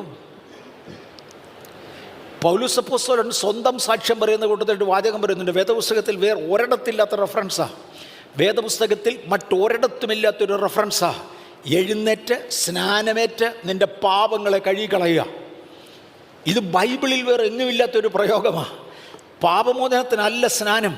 പക്ഷെ ശൗലിനോട് പറഞ്ഞ വാചകമാ, നിന്റെ പാത്രമുണ്ടല്ലോ, ഈ പാത്രം ഇത് കോപം സംഗ്രഹിച്ചിരുന്ന പാത്രമാ, ഇത് കുലപാതകം നിശ്വസിച്ച പാത്രമാ, ഈ പാത്രത്തെ എനിക്ക് രൂപീകരിച്ചെടുക്കുവാൻ ഇതുകൊണ്ട് കഴുകിക്കൊണ്ടുവാ. അങ്ങനെ സ്തേഫാനോസിൻ്റെ നിയന്ത്രണത്തിൽ ശൗലെ, സഹോദര കാഴ്ച പ്രാപിക്കുക. ഇതാണ് സ്തേഫാനോസിന് പറയാനുള്ളത്, ദൈവത്തിന് പറയാനുള്ളത്. എഴുന്നേറ്റതിൻ്റെ പാപങ്ങളെ ഏറ്റുപറഞ്ഞ് സ്നാനമേറ്റു പാപങ്ങളെ കഴുകിക്കളക. പോയി പാത്രം കഴുകി തിരിച്ചു വന്ന വരവനെ തമ്പുരാൻ ഇതങ്ങ് നിറച്ചു. ഇതിനെ ദൈവത്തിൻ്റെ കൃപ കൊണ്ടും കൃപാവരങ്ങൾ കൊണ്ടും നിറച്ചു. മറ്റാർക്കുമില്ലാത്ത കൃപാവരങ്ങൾ പൗലോസിൻ്റെ മേൽ പകർന്നു. ഇമ്പാർട്ടേഷൻ. ഈ പൗലോസിൻ്റെ മേലൊന്ന് കൈവെക്കണം. കാരണം ഇവന് കിട്ടിയ കൃപയും കൊണ്ട് തന്നെ ഇവനെ അങ്ങ് വിടാനൊക്കത്തില്ല. ഇവൻ്റെ മേൽ ഒരു കൈവപ്പ് ആവശ്യമാണ്. അതുകൊണ്ട് പറഞ്ഞ് യെരുശലേമിലേക്ക് പോകണ്ട, അവിടുത്തെ സഭയിൽ നിന്ന് ഉണർവ് ഓൾറെഡി മാറി. അന്ത്യോക്യയിൽ ഉണർവ് വ്യാപരിക്കുക. ശൗലേ, ഇനി നിൻ്റെ മേൽ കൈവെക്കാനുള്ള അധികാരം യെരുശലേമിന് ഇല്ല. അത് കഴിഞ്ഞു. നിൻ്റെ മേൽ കൈവെക്കാൻ ഇനി യെരുശലേമിലെ സഭയ്ക്ക് കഴിയുകയില്ല. നീ എഴുന്നേറ്റ് അന്ത്യോക്യയിലോട്ട് പോ. അങ്ങനെ അന്ത്യോക്യയിലെ സഭയിലേക്ക് വന്നു. അന്ത്യോക്യയിലെ സഭയിൽ യഹൂദന്മാരിൽ നിന്നും ജാതികളിൽ നിന്നും കുറേനക്കാരിൽ നിന്നും രാഷ്ട്രീയക്കാരിൽ നിന്നും എല്ലാ വിഭാഗങ്ങളിൽ നിന്നും വന്ന ആത്മീയരായ സഹോദരന്മാർ പ്രവചിക്കാൻ തുടങ്ങി. അവരെല്ലാം കൂടെ ഒരുമിച്ച് ശൗലിൻ്റെ മേൽ കൈവച്ചു. ഞാൻ ശൗലിനെയും ബർന്നബാസിനെയും വേർതിരിച്ചിരിക്കുന്ന ശുശ്രൂഷയ്ക്ക് വേണ്ടി ഇറങ്ങിപ്പോകുക എന്ന് പറഞ്ഞ് രണ്ടുപേരെയും വേർതിരിക്കാൻ തുടങ്ങി. സഭ ഭൂമിയിലേക്ക് വളരേണ്ടതിന് ഈ മിനിസ്റ്റേഴ്സ്, ട്രാവലിംഗ് മിനിസ്റ്റേഴ്സ് ദൈവം തിരഞ്ഞെടുത്ത ഒന്നാ. ഞാൻ പറഞ്ഞല്ലോ, ഈ പ്രാവശ്യമാണ് ആദ്യമായി ട്രാവലിംഗ് മിനിസ്റ്റേഴ്സ് എന്നൊരാശയം ദൈവസഭയുടെ മുമ്പിൽ എംഫസൈസ് ചെയ്യുവാൻ കർത്താവിനെ ഏൽപ്പിച്ചത്. ഈ പ്രാവശ്യമാണ് ആദ്യം പറയുന്നത്. ഞാനിവിടെ 42 വർഷമായെന്ന് തോന്നുന്നല്ലേ? 42 ഇല്ലയോ? ഏറെക്കുറെ 53 എന്തോ 83 വരെ ഇങ്ങോട്ട് കണക്ക് കൂട്ടിക്കോ. അതാ, അത്രയും വർഷമായി. ഇന്നാദ്യമായിട്ടാണ് അല്ലെങ്കിൽ ഈ പ്രാവശ്യം ആദ്യമായിട്ടാണ് ട്രാവലിംഗ് മിനിസ്ട്രിയുടെ ഗൗരവത്തെക്കുറിച്ച് പരിശുദ്ധാത്മാവ് എന്നോട് പറയുന്നത്. ഒരുപാട് ട്രാവൽ ചെയ്യാൻ കൃപയാൽ ദൈവം ഇടയാക്കി. ഇന്ന് പുറകോട്ട് തിരിഞ്ഞു നോക്കുമ്പോൾ ഇതെല്ലാം നടന്നിട്ടുണ്ട്. പോയിടത്തുനിന്ന് എനിക്കൊരു പകർച്ച ഉണ്ടായിട്ടുണ്ട്. ഇപ്രാവശ്യം സുനിലെ പോകുന്ന സമയത്ത് അവൻ നേരത്തെ തന്നെ പ്രോഗ്രാം കൊടുത്തു പോയിരുന്നു ചെല്ലാമെന്ന്. ഒടുവിൽ എന്നോട് പറഞ്ഞു, ഡാഡി ഫാസ്റ്റിംഗ് പ്രയറിൻ്റെ ഇടയ്ക്കാണ്, വാട്ട് ഡു യു സേ, 2 ദിവസം ലേറ്റ് ആയിട്ട് ഞാൻ വരത്തുള്ളൂ. ഞാൻ പറഞ്ഞ പോയിട്ട് വാ, കാരണം അവിടെ ചെല്ലുന്ന സമയത്ത് നിൻ്റെ കയ്യിൽ ഇങ്ങോട്ടൊരു പകർച്ച കാണും. അങ്ങോട്ട് തന്നെയല്ല, ഇതിനു വേണ്ടിയാണ് ദൈവം ശുശ്രൂഷകന്മാരെ അയക്കുന്നത്. അവിടെയും ഇവിടെയും പകരേണ്ടത് പകർന്നു കൊടുക്കേണ്ടതിന് ദൈവം അങ്ങോട്ടും ഇങ്ങോട്ടും അയക്കുമ്പോൾ പാൻ പറഞ്ഞു. ദൈവത്തിൻ്റെ കരുണയാൽ ദൈവം അനുവദിച്ച നാളെ രാത്രിയിൽ അവൻ ഇവിടെ കാണുമായിരിക്കും. ഒന്നിച്ച് ശുശ്രൂഷിക്കുവാൻ, ഒന്നിച്ച് പോകുവാൻ ഈ ശുശ്രൂഷകന്മാരെ ദൈവം അയച്ചു. അവരിൽ നിന്നൊരു ഇമ്പാർട്ടേഷൻ നടന്നു. നമുക്കും ഒരു ഇമ്പാർട്ടേഷൻ ഉണ്ടാകട്ടെ. ഒരു ഇമ്പാർട്ടേഷന് വേണ്ടി ദൈവം നമ്മളെ അയക്കുന്നതിനായി സ്തോത്രം. അടുത്ത് നമ്മൾ എടുത്തുകൊണ്ടിരുന്നത്, മനുഷ്യപുത്ര നീ കാവൽക്കാരനാണ്. അപ്പോസ്തലന്മാർ കാവൽക്കാരാണ്, പ്രവാചകന്മാർ കാവൽക്കാരാണ്. വാൾ വരുന്നത് കണ്ടിവരെല്ലാം ഇത് വിളിച്ചു പറയണം. ഒരു ദേശത്തിൻ്റെ നേരെ വാൾ വരുന്നത് കണ്ടാൽ ജനമാക്കിയിരിക്കുന്ന കാവൽക്കാരന്മാർ വിളിച്ചു പറഞ്ഞേ മതിയാകൂ. അവിടെ ദൈവം ഉപയോഗിക്കുന്ന ഒരു പ്രത്യേക പദപ്രയോഗം, ഒരു ദേശത്തെ ജനം ഒരു കാവൽക്കാരനെ തിരഞ്ഞെടുത്താക്കിയാൽ, ദൈവമാണ് സഭയിൽ കാവൽക്കാരെ ആക്കേണ്ടത്, ദൈവമാണ് സഭയിൽ പ്രവാചകന്മാരെ അയക്കേണ്ടത്. യെസക്കിയേലിൻ്റെ പ്രവചനത്തിൽ ദൈവം പറയുന്നത്, ദേശത്ത് ജനം ഒരു കാവൽക്കാരനെ തിരഞ്ഞെടുത്താൽ, അതുകൊണ്ട് ദൈവം പറഞ്ഞു, പൗലോസേ ഇത് കണക്ട് ചെയ്തേ പറ്റത്തുള്ളൂ.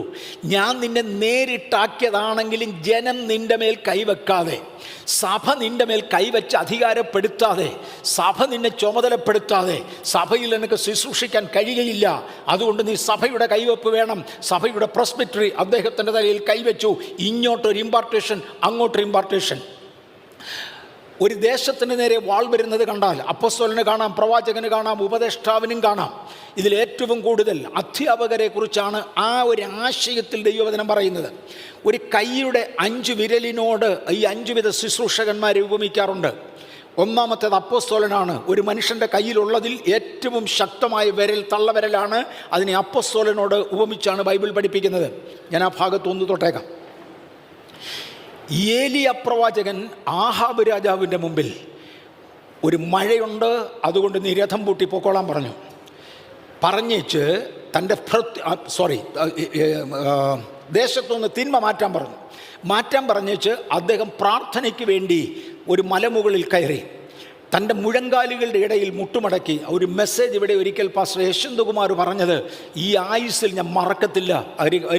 അന്ന് സഭയ്ക്കകത്തൊരല്പം എന്തോ ഒരു ഡിപ്പ് ഉണ്ടായിരുന്ന സമയമാണ്. പരിശുദ്ധാത്മ മൂവ്മെൻറ്റിന് ഒരു ഡിപ്പ് ഉണ്ടായിരുന്ന സമയമാണ്. ഒരു രാത്രിയിലത്തെ ഒരു സെക്ഷൻ ഫ്രീ ആയി. ഞാൻ ഇപ്രാവശ്യം പറഞ്ഞായിരുന്നു, ഇടയ്ക്ക് റീഷഫിളിംഗ് ഒക്കെ നടന്നേക്കാം. പരിശുദ്ധാത്മാവ് തനിക്ക് ഹിതകരമായ ആളുകളെ വിട്ടെന്ന് വരാം, നമ്മൾ അംഗീകരിക്കും. ഒരു ഡിപ്പ് വന്നതുകൊണ്ട് ഞാൻ പറഞ്ഞു, യശ്വന്ത്കുമാർ ഫ്രീ ആണോ നോക്ക്, ആണെങ്കിൽ ഒരു രാത്രിയിലെങ്കിലും ഒന്ന് കിട്ടിയാൽ കൊള്ളാം. അങ്ങനെ അദ്ദേഹത്തിൻ്റെ അടുക്ക് പോയി വേറൊരു പ്രോഗ്രാം മാറ്റിവെക്കാവുന്ന ഒരു പ്രോഗ്രാം മാറ്റിവെച്ചേച്ച് പാസ്റ്റർ യശ്വന്ത്കുമാർ വന്ന് ഈ സ്റ്റേജിൽ നിന്നും എനിക്ക് ഓർമ്മയുണ്ട്. അന്ന് അദ്ദേഹം എടുത്തിയൊരു വിഷയമാണ്, ഏലിയാവ് മലമുകളിലേക്ക് കയറി. അദ്ദേഹം മുഴങ്കാലുകളുടെ ഇടയിൽ തലയിട്ടു, ഒന്ന് കുനിഞ്ഞിരുന്നു. എന്നിട്ട് പ്രവാചക ശിഷ്യനോട് പറഞ്ഞു, നീ സമുദ്രത്തിന് നേരെ പോയി നോക്ക്, മേഘം പൊങ്ങുന്നുണ്ടോന്ന്. എന്നതായി പറയുന്നേ, മേഘം പൊങ്ങുന്നുണ്ടോ എന്ന് പോയി നോക്ക്. അവൻ പറഞ്ഞു, ഒന്നുമില്ല.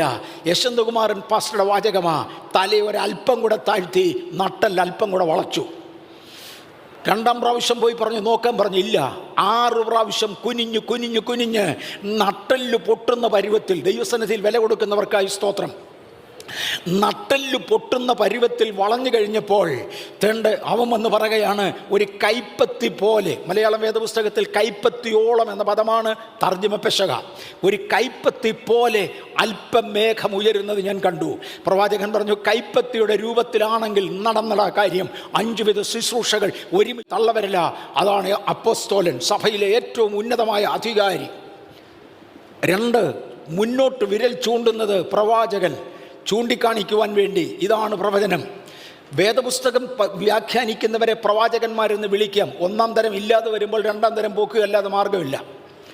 ഞാൻ ഒന്നുകൂടെ ആവർത്തിക്കാം, 1-ാം തരം കിട്ടാതെ വരുമ്പോൾ 2-ാം തരം പോക്കാതൊക്കത്തില്ല. ഇന്നത് സംഭവിക്കാൻ പോകുന്നുവെന്ന് പറഞ്ഞ് ചൂണ്ടുവിരൽ ചൂണ്ടുന്ന ചൂണ്ടിനോടാണ് പ്രവാചകനെ ബൈബിൾ ഉപമിച്ചിരിക്കുന്നത്. 3-ാമത്തേത് ഏറ്റവും നീളം കൂടിയത് സുവിശേഷകനാണ്. പോയി സുവിശേഷം അറിയിക്കുവാൻ. കൈയുടെ വിരലുകളിൽ ഏറ്റവും നീളം കൂടിയത് നടുക്കത്തെ വിരലാ. പോയി സുവിശേഷം അറിയിക്കാൻ ഏറ്റവും ഉയരം കൂടിയവനെ പറഞ്ഞു വിട്ടു. പക്ഷെ സുവിശേഷകനെ കണ്ട തിരിച്ചറിയുന്നത് എങ്ങനെയാണെന്നറിയാമോ?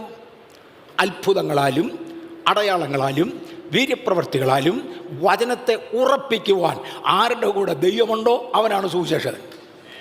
ഇത് കിട്ടുന്നുണ്ടായിരിക്കും അല്ലേ? ട്രാക്ടർ കൊടുക്കുന്നവൻ്റെ ചരിത്രം അല്ല ഞാൻ പറഞ്ഞത്, അത് വേറെ കാറ്റഗറിയാണ്. ദൈവം അയക്കുന്ന സുവിശേഷകന്മാരുടെ പ്രത്യേകത, ആരാൽ സുവിശേഷം പ്രസംഗിക്കപ്പെടുമോ ദൈവം അവരോടുകൂടെ ഇരുന്ന് അത്ഭുതങ്ങളാലും അടയാളങ്ങളാലും വീര്യപ്രവർത്തികളാലും തന്നെ അയച്ചു എന്നത് തെളിയിക്കുന്ന, വചനത്തെ തെളിയിക്കുന്ന അതാണ് സുവിശേഷകൻ. അതിനോട് തൊട്ടടുത്ത വിരലാണ് പാസ്റ്റർ. നാലാമത്തെ വിരലാണ് പാസ്റ്റർ. ഞാനതിനെ വിശദീകരിക്കാൻ ആഗ്രഹിക്കുന്നില്ല. പാസ്റ്റർക്ക് ഒത്തിരി ക്വാളിഫിക്കേഷൻ ഉണ്ട്. ഇന്ന് വിടുന്ന ആരെയും പാസ്റ്റേഴ്സായി തിരഞ്ഞെടുക്കാനല്ല, ആരെയും പാസ്റ്ററുടെ അനോയിൻറ്റിങ്ങിലേക്ക് കൊണ്ടുവരാൻ വേണ്ടിയുമല്ല. ഒടുവിലത്തെ വിരൽ ഏറ്റവും ചെറിയ വിരലാണ്. ഈ ചില സമയത്ത് എൻ്റെ ചെവിക്കകത്ത് ചൊറിയുമ്പോൾ, എനിക്കെന്ന് പറഞ്ഞാൽ ഇരിക്കുന്ന എല്ലാവർക്കും ചെവിക്കകത്ത് ചൊറിയുമ്പോൾ ഒരിക്കലും തള്ളവിരൽ കയറ്റാൻ ശ്രമിക്കാറില്ല. കാര്യം ഇത് കയറുകയില്ല. കുറച്ചൊക്കെ കയറുന്നത് ഈ കൊച്ചു വിരലേ ഉള്ളൂ.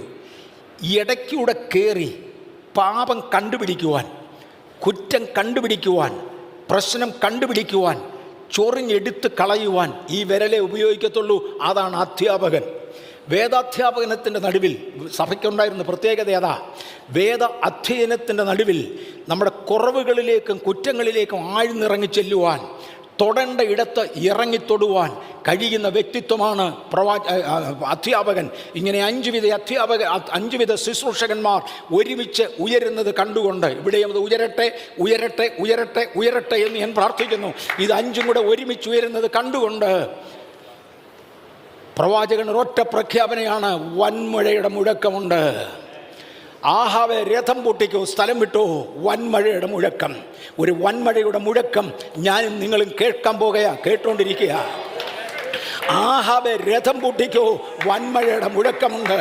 എടാ, വരണ്ടിടത്ത് വന്നടാ 5 എണ്ണം കൂടെ വരണ്ടിടത്ത് വന്നു. ഒരു മനുഷ്യൻ്റെ കൈപ്പത്തി പോലെ, ഒരു കൈപ്പത്തി പോലെ ഒരല്പം മേഘം ഉയർന്നിട്ടുണ്ട്. മേഘം അല്പമേ ഉള്ളെങ്കിലും ഷെയ്പ്പ് ശരിയാണെങ്കിൽ, നസ്രയനാകുന്ന യേശുവിൻ്റെ നാമത്തിൽ ഷെയ്പ്പ് നേരെയാണെങ്കിൽ പെയ്യാൻ പോകുന്നത് വൻമഴയാ. വൻമഴയുടെ മുഴക്കമുണ്ട്. ആഹാബിനത് കേൾക്കത്തില്ല. ഇന്ന് എന്നെ ശ്രദ്ധിക്കുന്ന പലർക്കും കേൾക്കത്തില്ല. പക്ഷെ ദൈവസന്നിധിയിൽ ഇരിക്കുന്ന ഏലിയാവിന് കേൾക്കാം. ഇന്ന് രാത്രിയിൽ അനേക മുഴക്കങ്ങൾ എല്ലാവരുടെയും കാതുകളിൽ എത്തുകയില്ല. എത്താവുന്നത്, ഗ്രാസ്പ് ചെയ്യാവുന്നതിന്റെ കാതുകളിൽ ആ മുഴക്കമെത്തട്ടെ. ശിവന്റെ നാമത്തിൽ ഒരു ദൈവിക വിടുതൽ നടക്കുന്നതിനായി സ്തോത്രം. ക്ഷീണിച്ചിരിക്കുന്ന ചില ശരീരങ്ങൾ യേശുവിന്റെ നാമത്തിൽ ബലപ്പെടട്ടെ. ക്ഷീണിച്ചിരിക്കുന്ന ചില ശരീരങ്ങൾ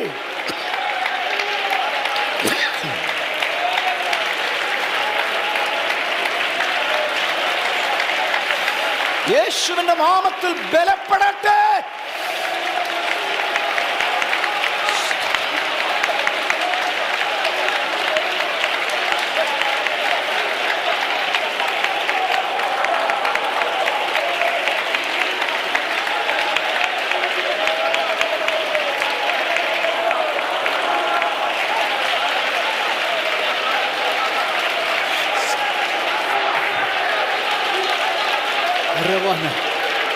Belmedi, Promosi, Haja, Levandari, Kardani, Habba, Navate, Semari, Saniara.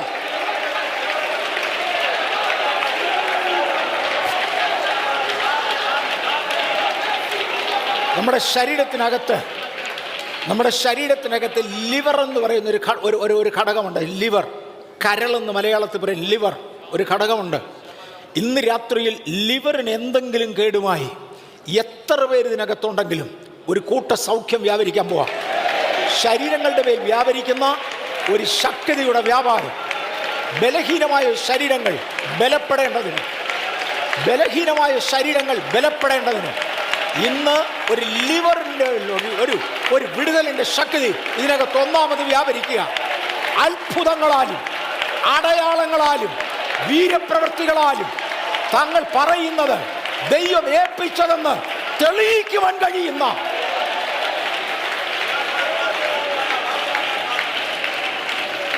ലിവറിൻ്റെ കേട് മനസ്സിലാകുന്നവർ മൊത്തം ഒന്ന് എഴുന്നേറ്റ് നിന്നു. ലിവറിൻ്റെ കേട് മനസ്സിലാക്കുന്നവർ മൊത്തം ഒന്ന് എഴുന്നേറ്റ് നിന്നു. ഇന്നൊരു ദൈവിക വിടുതലുണ്ടാകാൻ സിസ്റ്റർ എന്നോട് നേരത്തെ പറഞ്ഞതാ. മുന്നോട്ട് പോരെ, ഇത്രയും പേരിഞ്ഞ് പോരെ. അത്രയും പേര് ശുശ്രൂഷമാർ ആക്കേൽ പുണ്ണുള്ളവരുണ്ടെങ്കിൽ, ഏതോ മാരകമായ രോഗമാണ്, ഗൗരവമായ രോഗമാണെന്ന് മനസ്സിലാകുന്നവരുണ്ടെങ്കിൽ ചാടി എഴുന്നേറ്റോ. എളുപ്പം വന്നു രോഗശാന്തിക്ക് വേണ്ടി. നാക്കേൽ പുണ്ണുണ്ടാകുന്നവർ, നാക്കേൽ ചൊറി, വട്ടികൾ പുണ്ണ്, അത് തന്നെ എൻ്റെ കറക്റ്റ് വേദം ഉള്ളവരുണ്ടെങ്കിൽ എഴുന്നേറ്റോ. ബാ, എത്ര പേരുണ്ട്? ഒരാളേ ഉള്ളൂ. സഹോദരന്മാരെല്ലാം കൂടെ വട്ടം നിന്നൊന്ന് പ്രാർത്ഥിച്ചേ. കർത്താവ് ചിലത് ചെയ്യട്ടെ. മേലൽ ഈ രോഗവുമായിട്ട് ഈ പിശാചിന് ഇവിടെ വരാൻ സാധ്യമല്ല. ഞങ്ങളുടെ കർത്താവ് പൊയ്ക്കോ. കർത്താവ് അത് ചെയ്തു. നാളെയോ മറ്റന്നാളോ അത് മാറിയെന്ന് ഒരു സാക്ഷ്യം പറഞ്ഞാൽ മതി. കർത്താവ് ചിലത് ചെയ്യുക. എൻ്റെ ശുശ്രൂഷയുടെ ആരംഭകാലങ്ങളിൽ എൻ്റെ ശരീരത്തിൽ ഞാൻ അനുഭവിച്ചുകൊണ്ടായിരുന്നു ഞാൻ വിളിച്ചു പറയുന്നത്. ചുമ്മാതൊന്നുമല്ല, 100 കൺവെൻഷനിൽ ഓരോ വർഷവും പോയിക്കൊണ്ടിരുന്നത്. ഡസൻ കണക്കിന് രാജ്യങ്ങൾ വിസിറ്റ് ചെയ്തുകൊണ്ടിരുന്നത്. ചുമ്മാതൊന്നുമല്ല. ചർച്ചിന് ആവശ്യമുള്ള സാമ്പത്തിക ഭദ്രത കർത്താവ് അതിൽ കൂടെയൊക്കെ വരുത്തിയത്. അത് ചുമ്മാതല്ല. എൻ്റെ ശരീരത്തെ അനുഭവിച്ചുകൊണ്ട് ഞാൻ പറയുമായിരുന്നു. ആ ശരീര ഭാഗങ്ങളുടെ വേദന കണ്ടുമ്പോൾ ഞാൻ പറയുമായിരുന്നു, മുട്ടിൽ നിന്ന് ഇത്ര ഇഞ്ച് താഴോട്ട് മാറി, മുട്ടിൽ നിന്ന് ഇത്ര ഇഞ്ച് മുകളിലോട്ട് മാറി, ചെസ്റ്റിൽ നിന്ന് ഇത്ര ഇഞ്ച് മാറി, 3 വിരൽ വെച്ചാൽ തീരാവുന്ന വലിപ്പത്തിൽ, അല്ലെങ്കിൽ 1 വിരൽ തൊടാവുന്ന വലിപ്പത്തിൽ വളരെ അക്യുറേറ്റായിട്ട് ഞാൻ വിളിച്ചു പറഞ്ഞ് പ്രാർത്ഥിക്കുമായിരുന്നു. കാരണം ഇതായിരുന്നു, ശരീരത്തെ അനുഭവിക്കാൻ ദൈവം ഇടയാക്കി. ഇന്നിവിടെ നിൽക്കുന്ന കൂട്ടത്തിൽ ഞാനൊരു ശരീരത്തിൻ്റെ ബലം അനുഭവിച്ചു. അത് അനുഭവത്തിന് തുടർന്നാണ് ഞാൻ പറഞ്ഞത്, ശാരീരികമായ ബലഹീനത ഉള്ളവർ ഇന്ന് രാത്രിയിൽ സൗഖ്യമാകാൻ പോവാം. ഒരു കൂട്ടത്തെ കർത്താവ് സൗഖ്യമാക്കി. ഇതൊരു ഇമ്പാർട്ടേഷനും കൂടെയാണ് ഈ കൂട്ടത്തിൽ. സ്തോത്രം.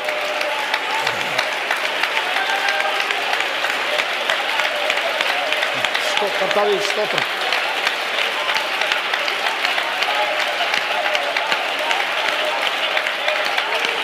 സ്തോത്രം.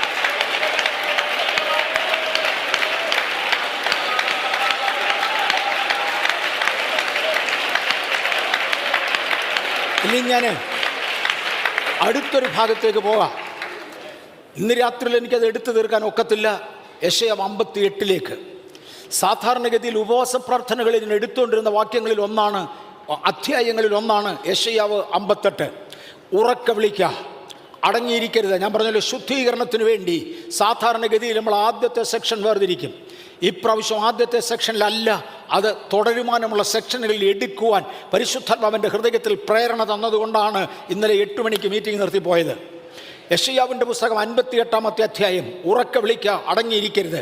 കാഹളം പോലെ നിന്റെ ശബ്ദമുയർത്തി എൻ്റെ ജനത്തിന് അവരുടെ ലംഘനത്തെയും യാക്കോബ് ഗൃഹത്തിന് അവരുടെ പാപങ്ങളെയും അറിയിക്കുക. പാപം അറിയിക്കുന്ന ചിലർ, പാപം അറിയിക്കുന്ന ചിലർ ശബ്ദമുയർത്ത്. ഈ പറയുന്നതൊന്നും വലിയ പാപങ്ങളല്ല. കാര്യം ആ ജനത്തെക്കുറിച്ച് പറയുന്ന പദം, അവർ നീതിയുള്ള വെപ്പുകളോടെ എൻ്റെ സ്വഭാവത്തോട് അനുരൂപരായി എന്നോട് അടുക്കുവാൻ ആഗ്രഹിക്കുന്ന ജനമാണ്. അവർ ശുദ്ധിയുള്ളവർ എന്ന് സ്വയം വിചാരിക്കുന്ന ജനമാണ്. ശുദ്ധീകരണത്തിൻ്റെ അകത്തോട്ട് പോകാൻ തുടങ്ങുക. നാളെ ആയിരിക്കും പോകുന്നത്. ബേസിക്കലി തോന്നുന്നു. ആ ഭാഗം ഒന്ന് എടുത്തേ, ആരെങ്കിലും ദയവായിട്ട് യെശയ്യാ ഒന്ന് എടുത്തേ. ഉറക്ക വിളിക്കുക, അടങ്ങിയിരിക്കരുത്. കാഹളം പോലെ നിന്റെ ശബ്ദം ഉയർത്തി എൻ്റെ ജനത്തിന് അവരുടെ ലംഘനത്തെയും യാക്കോബ് ഗൃഹത്തിന് അവരുടെ പാപങ്ങളെയും അറിയിക്കാം. അടുത്ത വാക്യം. എങ്കിലും അവർ എന്നെ ദിനംപ്രതി അന്വേഷിച്ച്. ഈ ജനത്തെക്കുറിച്ച് ദൈവത്തിനൊരു സാക്ഷ്യമുണ്ട്. അവരെന്നെ ദിനം പ്രതി അന്വേഷിക്കുന്ന ജനമാണ്. ഇതിനകത്ത് വന്ന് ഇരിക്കുന്നവരാരും ആണ്ടിലൊരിക്കൽ പെരുന്നാൾ കാണാൻ വന്നവരല്ല. ഇതിനകത്തിരിക്കുന്നവരാരും ആണ്ടിലൊരിക്കൽ ഒരു പാർട്ടിക്ക് അറ്റൻഡ് ചെയ്യാൻ വന്നവരല്ല. നാൾതോറും ദൈവത്തോട് അടുക്കുന്നവർ, ദിനം പ്രതി എന്നോട് അടുക്കുന്ന ജനം. എൻ്റെ കർത്താവ് കണ്ടേച്ച് പറയുകയാ, എനിക്ക് ജനത്തെ കണ്ടിട്ട് സങ്കടം തോന്നുന്നു. ഈ ജനം 3 നാളായി എൻ്റെ കൂടെ ഉണ്ട്, ഞാനിവരെ പറഞ്ഞയക്കത്തില്ല. സ്തോത്രം. ആ ഭാഗങ്ങൾ മറക്കരുത്. പുരുഷാരത്തെ കണ്ട് മനസ്സലിഞ്ഞ ദൈവം, തന്നോടുകൂടെ അടുത്തു വരുന്നവരെ കണ്ട് മനസ്സലിയുന്നവനായ ദൈവം തൻ്റെ പ്രവാചകനോട് പറയാ, പ്രവാചക, കാഹളം പോലെ നിന്റെ ശബ്ദമുയർത്ത്. ഈ ജനത്തെ ഞാൻ മാനിക്കുന്നു. ഈ ജനത്തിൻ്റെ പ്രത്യേകത, ദിനം പ്രതി എന്നോട് അടുക്കുവാൻ താല്പര്യപ്പെടുന്ന ജനമാണ്. അതുകൊണ്ട് നീ അവരോട് പാപം വിളിച്ചു പറയണം. അവരടുത്ത് വന്നിട്ടും പ്രാപിക്കാൻ കഴിയാത്തതിൻ്റെ കാരണം ചില തകരാറുകൾ അവരുടെ ഉണ്ട്. ചില തകരാറുകൾ അവരുടെ ഉണ്ട്, അവരറിയുന്നില്ല. ഇതവരോട് വിളിച്ചു പറയണം. നീ അവരോട് വിളിച്ചു പറയണം. വായിച്ചോതാവട്ടെ. നീതി പ്രവർത്തിക്കുകയും തങ്ങളുടെ ദൈവത്തിന്റെ ന്യായം ഉപേക്ഷിക്കാതിരിക്കുകയും ചെയ്തൊരു ജാതിയെ പോലെ. നിൽക്കട്ടെ. നീതി പ്രവർത്തിക്കുകയും തങ്ങളുടെ ദൈവത്തിന്റെ ന്യായം അന്വേഷിക്കുകയും ചെയ്യുന്ന ഒരു ജാതിയെ പോലെ. ഇവന്മാരത് ചെയ്യുന്നില്ല. അവർ നീതി പ്രവർത്തിക്കുന്നില്ല. ദൈവത്തിന്റെ നീതി എൻ്റെ കണ്ണിൽ നീതിയായി കാണുന്നത് ദൈവം നീതിയായി അംഗീകരിക്കുന്നില്ല. എൻ്റെ കണ്ണിൽ നല്ലതെന്ന് തോന്നുന്നത് എല്ലാം ദൈവം നല്ലതെന്ന് കാണുന്നില്ല. ഒരുപക്ഷെ അതിനേക്കാൾ നല്ലതായിരിക്കാം ദൈവം ഉദ്ദേശിച്ചത്. മടങ്ങി വരട്ടെ. ആ ഭാഗത്തേക്ക് വീണ്ടും പരിശുദ്ധാത്മാവ് വെളിച്ചം വീശുന്നു. കൃഷിക്കാരന് ഹിതകരമായത് വിളയിക്കാതെ ഇഞ്ചി നടാൻ വേണ്ടി തിരഞ്ഞെടുത്ത ഒരു മണ്ണ് ആരോ വേലക്കാരോട് പറഞ്ഞു അവിടെ ഇഞ്ചി നടാൻ. കൃഷിക്കാരൻ കൃഷി ചെയ്യിക്കുന്ന യജമാനന് അവിടുന്ന് വേണ്ടത് ഇഞ്ചിയാണ്. അദ്ദേഹത്തിന് അറിയാം ആ മണ്ണിൽ ഇഞ്ചി നന്നായി വിളയും. ഒരു വേലക്കാരനെ വിളിച്ചു വെച്ച് പറഞ്ഞു ഇവിടെയൊക്കെ ഇഞ്ചി കൃഷി ചെയ്യാൻ. അവനവിടെ ചെന്നപ്പോൾ ഇഞ്ചിയുടെ വിത്ത് കിട്ടാഞ്ഞതുകൊണ്ട് അവൻ വേണ്ട വാഴ നട്ടേച്ച് പോരുന്നു. അവൻ വന്ന് പറഞ്ഞു ഭയങ്കര വിളവാണ് ഇപ്രാവശ്യം, ഞാൻ പ്രതീക്ഷിച്ചതിനേക്കാൾ കൂടുതലൊക്കെ കായുണ്ട്. യജമാനന് വേണ്ടത് ഇഞ്ചിയാ, അവിടെ ഉണ്ടായിരിക്കുന്നത് വാഴയാ. ആ മണ്ണിനോട് പ്രീതി തോന്നത്തില്ല. ഇന്ന് പകൽ ദൈവത്തിന് ചിലതിനെക്കുറിച്ച് ചില വൻകിട ഉദ്ദേശങ്ങളുണ്ട്. അതിൽ നിന്ന് ഒരു ലെവൽ താഴെയായിരിക്കും ഞാൻ പ്രയോജനപ്പെടുന്നത്. നോ, ദൈവത്തിന് വേണ്ടത് വേറൊന്നാ. ദൈവത്തിന് വേണ്ടത് വേറൊന്നാ. ഇതിനകത്തുനിന്ന് ഒരു ആത്മപകർച്ചയുടെ സമയമാ, ഒരു ആത്മപകർച്ചയുടെ വർഷമാ. ദൈവത്തിന് ശ്രേഷ്ഠമേറിയ ചിലത് സഭയ്ക്കകത്തും ആവശ്യമാ. ഉറമന മസ്യ ലബനെ വരാന്തി റക്കാ സമ. കൃഷിക്കാരൻ ഇഷ്ടമുള്ളത്. ആമേൻ. ആ വാക്യം ഒന്നുകൂടെ വായിച്ചേ. അതേ വാക്യം ഒന്നുകൂടെ വായിച്ചേ. എങ്കിലും അവർ എന്നെ ദിനപ്രതി അന്വേഷിച്ച് എന്റെ വഴികളെ അറിയുവാൻ ഇച്ഛിക്കുന്നു. നീതി പ്രവർത്തിക്കുകയും തങ്ങളുടെ ദൈവത്തിന്റെ ന്യായം ഉപേക്ഷിക്കാതിരിക്കുകയും ചെയ്യുന്ന ഒരു ജാതിയെ പോലെ. അവരുടെ ചിന്ത നീതിയാ പ്രവർത്തിക്കുന്നത്. അന്നും അതിനേക്കാൾ വലിയ നീതിയാണ് ദൈവത്തിന് വേണ്ടത്. നിങ്ങൾ പ്രവർത്തിക്കുന്നത് 30% മാർക്ക് കിട്ടുന്ന നീതിയാ. ദൈവത്തിന് വേണ്ടത് 60% നീതിയാ. ഞാൻ ദൈവസന്നിധിയിൽ കൊണ്ടുവന്നത് ഒരു തേങ്ങായ, ദൈവത്തിന് വേണ്ടത് ഒരു മത്തങ്ങായ. ഞാൻ ദൈവസന്നിധിയിൽ കൊണ്ടുവന്നത് ഒരു മാങ്ങായ, ദൈവത്തിന് വേണ്ടത് ഒരു ചക്കയാ. ഞാൻ ദൈവം ആഗ്രഹിച്ചതല്ല കൊണ്ടുവന്നത്, വേറൊന്നാ കൊണ്ടുവന്നത്. ഇതാണ് കായേൻ്റെ യാഗം. ദൈവം ആഗ്രഹിച്ചതല്ല, എൻ്റെ കയ്യിൽ കിട്ടിയതാ കൊണ്ടുവന്നത്. കായേന് സ്വയം ന്യായീകരിപ്പാനുണ്ട്. ഞാൻ കൃഷിക്കാരനാ, എൻ്റെ കൈ കൊണ്ട് അധ്വാനിച്ചാൽ കിട്ടുന്നത് ഇതാണ് കൊടുക്കാനുള്ളത്. ഈ ജനം വരുന്നത് ദൈവത്തിൻ്റെ നീതി പ്രവർത്തിക്കുന്നവരായിട്ടാ. അല്ല പ്രവാചക, കാഹളം പോലെ നിന്റെ ശബ്ദമുയർത്തി അവരോട് വിളിച്ചു പറ, ഇതല്ല എൻ്റെ നീതി, ഇതല്ല എൻ്റെ നീതി. ആ ജനത്തോട് വിളിച്ചു പറ. വായിച്ചതാവട്ടെ. അവർ നീതിയുള്ള വെപ്പുകളെ എന്നോട് ചോദിച്ചു. അവർ നീതിയുള്ള വെപ്പുകളോടെ എന്നോട് ചോദിച്ചു. നീതിയുള്ള വെപ്പുകൾ, ദ ലോ, എൻ്റെ സ്റ്റാറ്റ്യൂസ്, എൻ്റെ നിയമങ്ങൾ, എൻ്റെ വെപ്പുകൾ, എൻ്റെ പ്രമാണങ്ങൾ. അവർ നീതിയുള്ള വെപ്പുകളോടെ എൻ്റെ അടുക്കൽ വന്നു. പക്ഷെ അത് അവരുടെ നീതിയായി പോയി. എൻ്റെ നീതിയിലേക്ക് അവർ വരണം. ഇന്നിതിനകത്തിരിക്കുന്ന ചിലരോട് പരിശുദ്ധാത്മാവിന് ശക്തമായി ഇടപെടുവാനുണ്ട്. നമ്മുടെ നീതി വിട്ടേച്ച് ദൈവത്തിൻ്റെ നീതിയിലേക്ക് മാറ്. ഈ നീതി വിട്ടേച്ച് ദൈവത്തിൻ്റെ നീതിയിലേക്ക് മാറ്. ഞാൻ പല പ്രാവശ്യം ഇവിടെ പറഞ്ഞിട്ടുണ്ട്. എയറോനോട്ടിക്കൽ ഡെവലപ്മെൻറ്റ് എസ്റ്റാബ്ലിഷ്മെൻറ്റിൽ ജോലി ചെയ്തിരുന്ന സാഹചര്യത്തിൽ എനിക്ക് ആവശ്യത്തിന് ജോലിയില്ല എന്നൊരു തോന്നലുണ്ടായി. അതുകൊണ്ട് എന്തെങ്കിലും ഒരു ജോലി കണ്ടുപിടിച്ച് ഉണ്ടാക്കി ചെയ്യണമെന്ന് ഞാൻ തീരുമാനിച്ചുകൊണ്ട് ഞാനൊരു ജോലിയൊക്കെ ഞാൻ തന്നെ കണ്ടുപിടിച്ച് എൻ്റെ സെക്ഷൻ മാനേജർ എടുക്കാൻ പറഞ്ഞു. സാറേ ഇങ്ങനെയൊക്കെ ഉണ്ട്. അയാൾ പറഞ്ഞു വളരെ നല്ല കാര്യം, പോകാൻ പറഞ്ഞു. ഞാൻ ആ ജോലി ചെയ്തുകൊണ്ടിരിക്കുമ്പോൾ ഞങ്ങളുടെ ഡയറക്ടർ വന്നു. അദ്ദേഹം അവിടെ വന്ന് ചോദിച്ചു, ആരാ നിനക്ക് ഈ പണി തന്നതെന്ന് ചോദിച്ചു. ഞാൻ പറഞ്ഞു സാറേ എൻ്റെ ഇനീഷ്യേറ്റീവാണ്, ഞാൻ തന്നെ ചെയ്യുന്നതാണ്. അപ്രൂവ്ഡ് ഡ്രോയിങ് ഉണ്ടോ? ഞാൻ പറഞ്ഞു ഉണ്ട്. ഞാൻ തന്നെ ഡ്രോയിങ് വരച്ചത് സെക്ഷൻ മാനേജർ അപ്രൂവ് ചെയ്തിട്ടുണ്ട്. അദ്ദേഹം കണ്ടുവച്ച് സെക്ഷൻ മാനേജർ എടുക്കുക ചെന്ന് ചോദിച്ചു, ചെമ്മേവരീസിനെ ഈ പണി നിയമിപ്പിച്ചോ എന്ന് ചോദിച്ചു. പറഞ്ഞാൽ അവൻ സാറേ നല്ല കാര്യമാണ്, അവന് പണിയില്ല എന്നിട്ട് അവൻ തന്നെ ഉണ്ടാക്കിയ പണിയാണ്, എക്സലൻറ്റ്. ആ രണ്ടുപേരും കൂടെ എൻ്റെ ക്യാബിനിലോട്ട് വരാൻ പറഞ്ഞു. സെക്ഷൻ കമാൻഡർ എന്നെ വിളിച്ച് ചോദിച്ചു, വർഗീസ് ഡയറക്ടർ വന്നിരുന്നു? ഞാൻ പറഞ്ഞു വന്നിരുന്നു. നീ ഉറങ്ങുമല്ലോ ആയിരുന്നു? ഞാൻ പറഞ്ഞു അല്ല. എന്ത് സാർ? അല്ല, അയാൾ അത്ര ഹാപ്പി ആയിട്ടല്ല സംസാരിച്ചത്. നമ്മുടെ ഡയറക്ടർ സാധാരണ ഒരാളിനെ അപ്രീഷിയേറ്റ് ചെയ്യണമെങ്കിൽ ഓൺ ദ സ്പോട്ട് അവിടെ വെച്ച് തന്നെ അപ്രീഷിയേറ്റ് ചെയ്യും, നിൻ്റെ ലാബിൽ തന്നെ അപ്രീഷിയേറ്റ് ചെയ്യേണ്ടതായിരുന്നു. അങ്ങേരുടെ ക്യാബിനിലോട്ട് ചെല്ലാൻ വിളിക്കുന്നത് സാധാരണ ചീത്ത പറയാനാണ്. ഇപ്പം നമ്മൾ രണ്ടും കൂടെ ചെല്ലാൻ പറഞ്ഞിട്ടുണ്ട്. വാ. ഞങ്ങൾ രണ്ടുപേരും കൂടെ ചെന്നപ്പോൾ അദ്ദേഹം എന്നോടൊരു ചോദ്യം ചോദിച്ചു. ഡയറക്ടർ, നിൻ്റെ വിദ്യാഭ്യാസം എന്തോടാ? ഇത്രയുണ്ട്. നീ ചെയ്യുന്ന ജോലി ചെയ്യാൻ ഒരു ഡിപ്ലോമ ഹോൾഡറെ കൊണ്ട് പറ്റുകയില്ലടാ. പറ്റും. നിൻ്റെ എത്ര കോടി രൂപയുടെ ടെസ്റ്റ് എക്യുപ്മെൻ്റ് ഉണ്ടടാ? 120 കോടിയുടെ. നീ ചെയ്യുന്ന ജോലി ചെയ്യാൻ ഒരു 15,000 രൂപയുടെ എക്യുപ്മെൻറ്റ് പോരേടാ. മതി. പിന്നെ നീ എന്തിനാ ചെയ്തേ? ഞങ്ങൾ സാറേ എനിക്ക് ഒരു പണിയില്ല, ചുമ്മാ ഇരിക്കുക. അപ്പോൾ ഇതൊരു നല്ല കാര്യം ചെയ്തത്. എടാ, അത് ഡ്രോയിങ് ലെവൽ വരെ ഉള്ളൂ. അതൊരു ടെക്നീഷ്യനെ കൊണ്ട് ഒരു ഡ്രോയിങ് ഉണ്ടാക്കാൻ ഒക്കത്തില്ല. ആ ലെവലേ ഉള്ളൂ. അതിനപ്പുറത്തെ സിസ്റ്റം വയർ ചെയ്യാൻ നിൻ്റെ ടൈം എന്തിനെടുത്തു? ഒരു ഡിപ്ലോമക്കാരനെ വിളിച്ച് കൊടുത്താൽ പോരായിരുന്നു?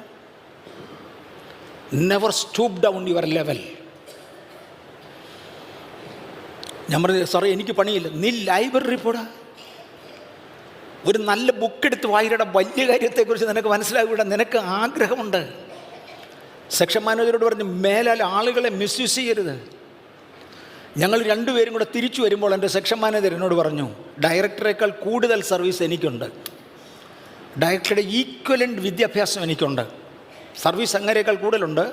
വിദ്യാഭ്യാസം എനിക്ക് അദ്ദേഹത്തിൻ്റെ ഈക്വലൻ്റ് ലെവലുണ്ട്. പക്ഷേ ഈ ചിന്താഗതി അങ്ങേർക്കേ ഉള്ളൂ. അതുകൊണ്ടാണ് ഞാൻ ഡയറക്ടറും ഞാനതിൻ്റെ താഴത്തേയുമായത്. അയാളുടെ കാഴ്ചപ്പാടതാ.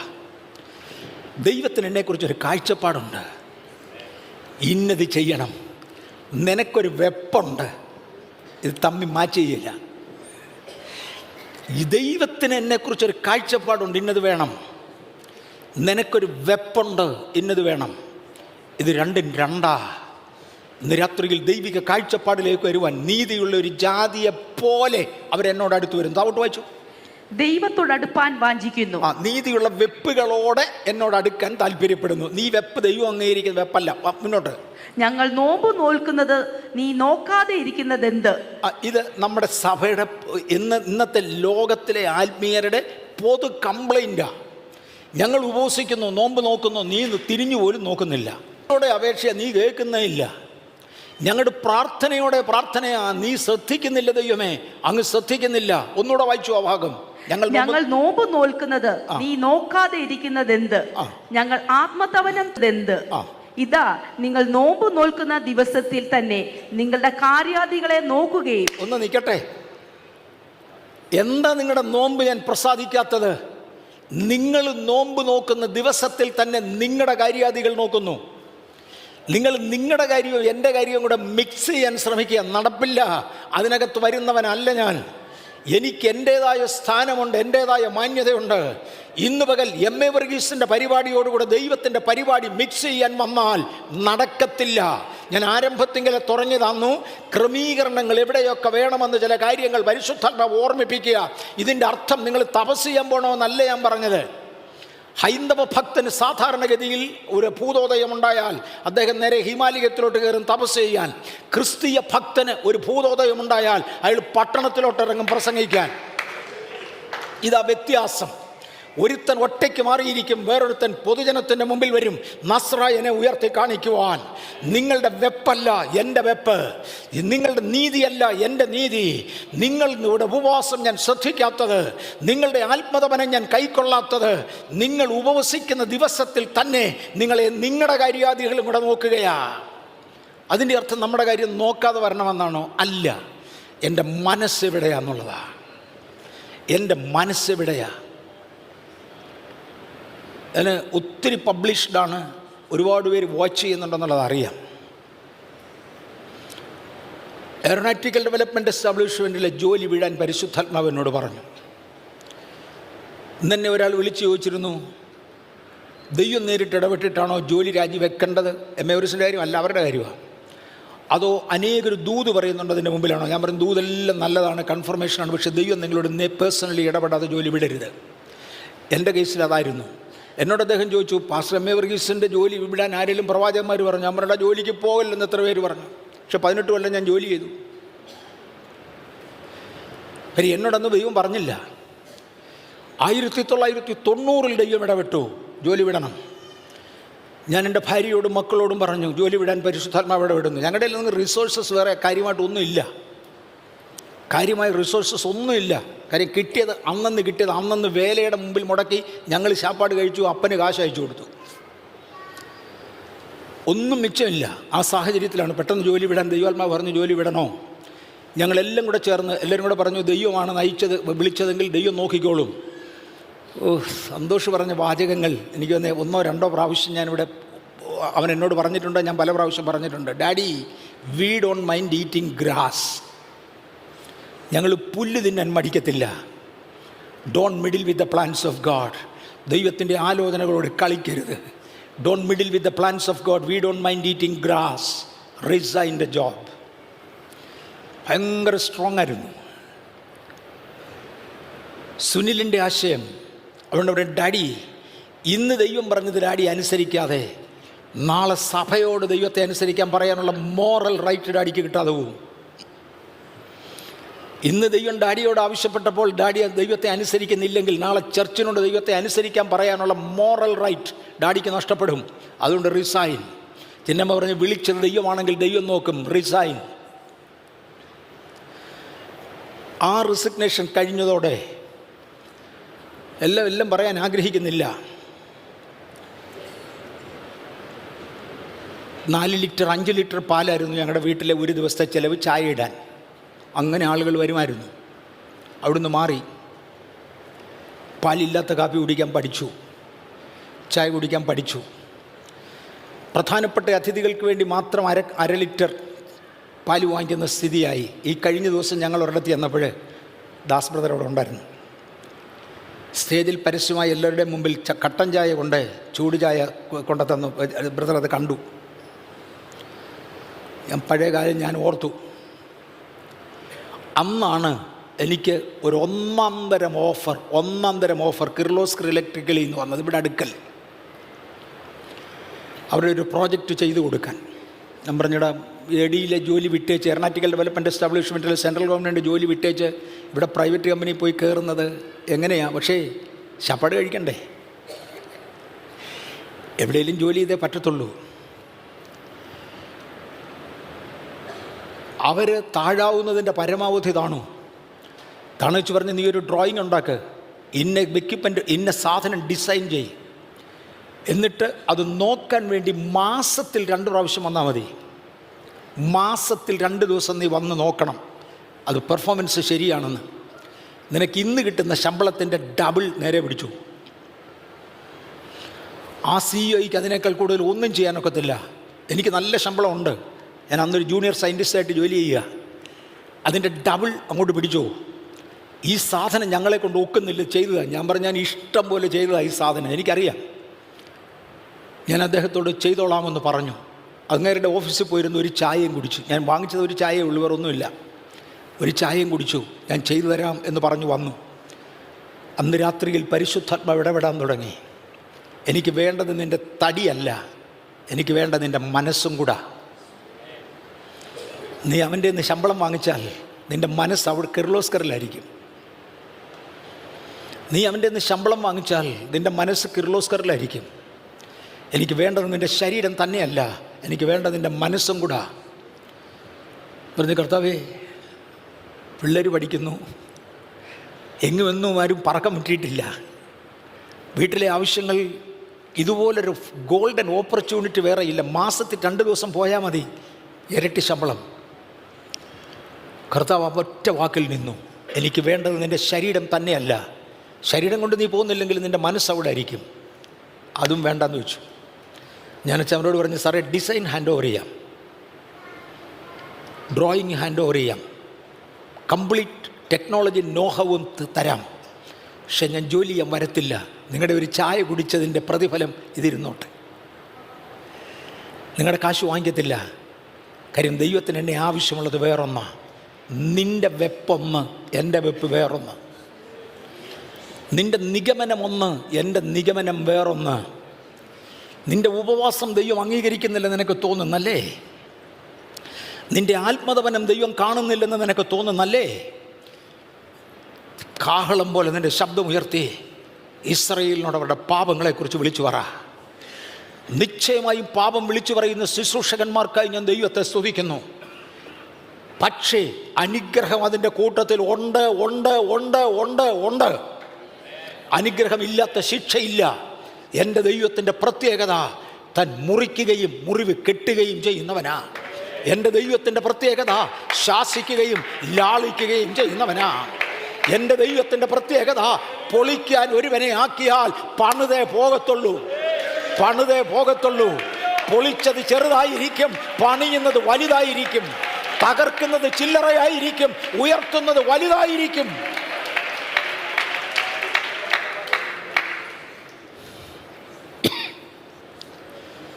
ഇതിലേക്കാണ് പോകേണ്ടത്. എൻ്റെ സമയമായി.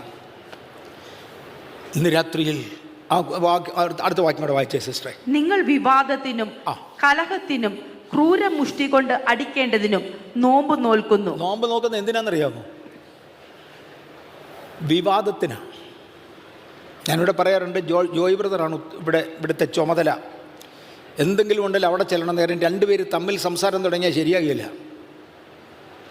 നമ്മളോട് ഉപവാസത്തിന് വന്നിരിക്കുന്നതിൽ ഒരു ആരും ചെയ്തെന്നല്ല ഞാൻ പറഞ്ഞ, ദൈവത്തിൻ്റെ കരുണയാൽ തുടങ്ങിയതല്ലേ ഉള്ളൂ. സമയമായില്ല. ഒരാഴ്ച കഴിയുമ്പം ബാക്കി അറിയാം. ഇവിടെ ഉപവസിക്കാൻ വരുന്ന കൂട്ടത്തിൽ മൊബൈൽ മോഷ്ടിക്കാൻ വരുന്നവരുണ്ട്. സഹോദരിമാരുടെ പേഴ്സ് പെറുക്കാൻ വരുന്നവരുണ്ട്. അതിനപ്പുറത്തോട്ട് ഞാൻ പറയുന്നില്ല. ഒരിക്കലൊരു ഒരു ഒരു എന്താ എന്നെ പേരല്ല ഇവനെയൊക്കെ വിളിക്കേണ്ടതെന്ന് എനിക്ക് അറിഞ്ഞുകൂടാ. ഒരാൾ ചർച്ചിനകത്ത് വന്നു, ആത്മീയനാണെന്നാണ് പറയുന്നത്. ഇവിടുത്തെ എന്തോ തിയോളജിക്കൽ തകരാറ് കണ്ടുപിടിക്കാൻ പുള്ളി വന്നിരിക്കുക. തിയോളജിക്കൽ തകരാറ് കണ്ടുപിടിക്കാൻ വന്നിരിക്കുക. 2 ദിവസം കഴിഞ്ഞപ്പോൾ ആളുകൾ പറഞ്ഞു ഇവനെ പിടിച്ച് പോലീസ് കൊടുക്കാൻ പറഞ്ഞു. അവൻ തിയോളജി കണ്ടുപിടിക്കുന്ന വെമ്പിള്ളേരുടെ ഇടയ്ക്ക് വന്നാ. മനസ്സിലായല്ലോ, അവൻ്റെ ഉദ്ദേശം വേറെയാ. അവൻ ഒത്തിരി എഴുതി. ഞാനില്ല, അവൻ എഴുതിയടാ കുഞ്ഞ്, നിനക്ക് മീശ കിളിച്ചതല്ല. ഞാനിതേ പദം എഴുതി, നിനക്ക് മീശ കിളിച്ചതല്ല. നിൻ്റെ അപ്പനൊരു സുവിശേഷകനായിരുന്നതിൻ്റെ പേരിൽ നിന്നെ ആളുകൾ ബഹുമാനിക്കുന്നു.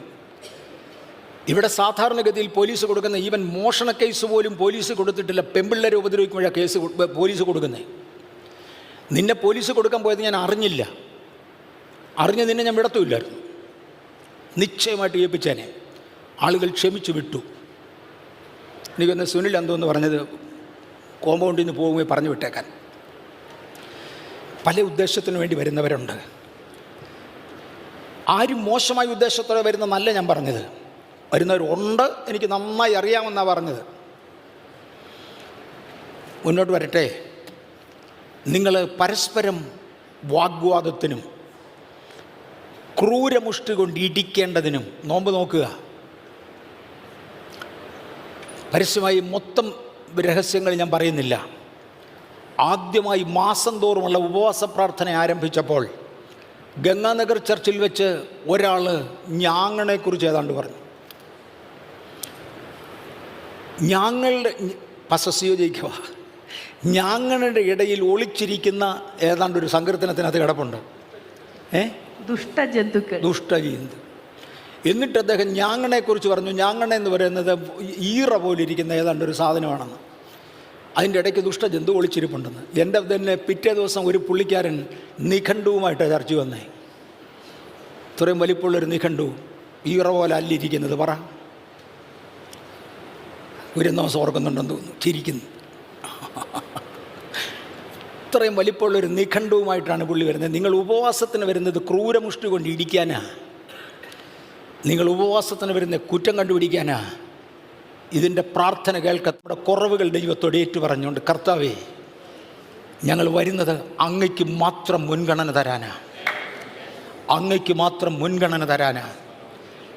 നിങ്ങൾ ഉപസിക്കുന്നത് ദിവസത്തിൽ തന്നെ നിങ്ങളുടെ കാര്യാദികൾ നോക്കുന്നു. 2, നിങ്ങളുടെ പ്രാർത്ഥന ഉയരത്തിൽ കേൾപ്പാൻ തക്കവണ്ണമല്ല, നിങ്ങൾ ഇന്ന് നോമ്പ് നോൽക്കുന്നത്. പ്രാർത്ഥന ഒരു അളവ് വരെ പോകുമെങ്കിലും അതിൻ്റെ മേളിലോട്ട് ഇത് പോവില്ല. എന്നോട് ആദ്യമേ ഒരു ദൈവദൂതൻ വ്യക്തമായി സംസാരിച്ച് ഇടപെട്ടത്, ആത്മവിശുദ്ധിയിൽ എന്നെ കിടത്തിക്കൊണ്ട് ഒരു ദൈവദൂതൻ എന്നോട് ആദ്യമായി സംസാരിക്കുന്നത് ഒന്നാണ്: ഈ ആകാശം കടന്നു വേണം നിൻ്റെ പ്രാർത്ഥന പോകാൻ. നിൻ്റെ പ്രാർത്ഥന ഉയരത്തിലേക്ക് ഉയരാതെ വണ്ണം തടയുന്ന ഒരു ശക്തി അന്തരീക്ഷത്തിലുണ്ട്. ഇതിനെ ക്രോസ് ചെയ്തിട്ട് വേണം ഇത് അങ്ങോട്ട് പോകാൻ. അങ്ങനെ പ്രാർത്ഥിക്കണമെങ്കിൽ അതിന് വേറെ ചില മെത്തേഡുകളുണ്ട്. നീ ആ മെത്തേഡിലേക്ക് വരണം. മണിക്കൂറുകളാണ് അന്ന് ഒരൊറ്റ ക്ലാസ് തമ്പുരാൻ എനിക്ക് തന്നത്. ഞാൻ ദൈവത്തെ സ്തുതിക്കുന്നു. നിങ്ങൾ ഉപവസിക്കുമ്പോൾ പ്രാർത്ഥന ഉയരത്തിൽ കേൾക്കത്തക്കവണ്ണമല്ല. ചോദ്യം ചെയ്യാവുന്ന 1000 ശക്തികൾ അതിനിടയ്ക്ക് കാണും.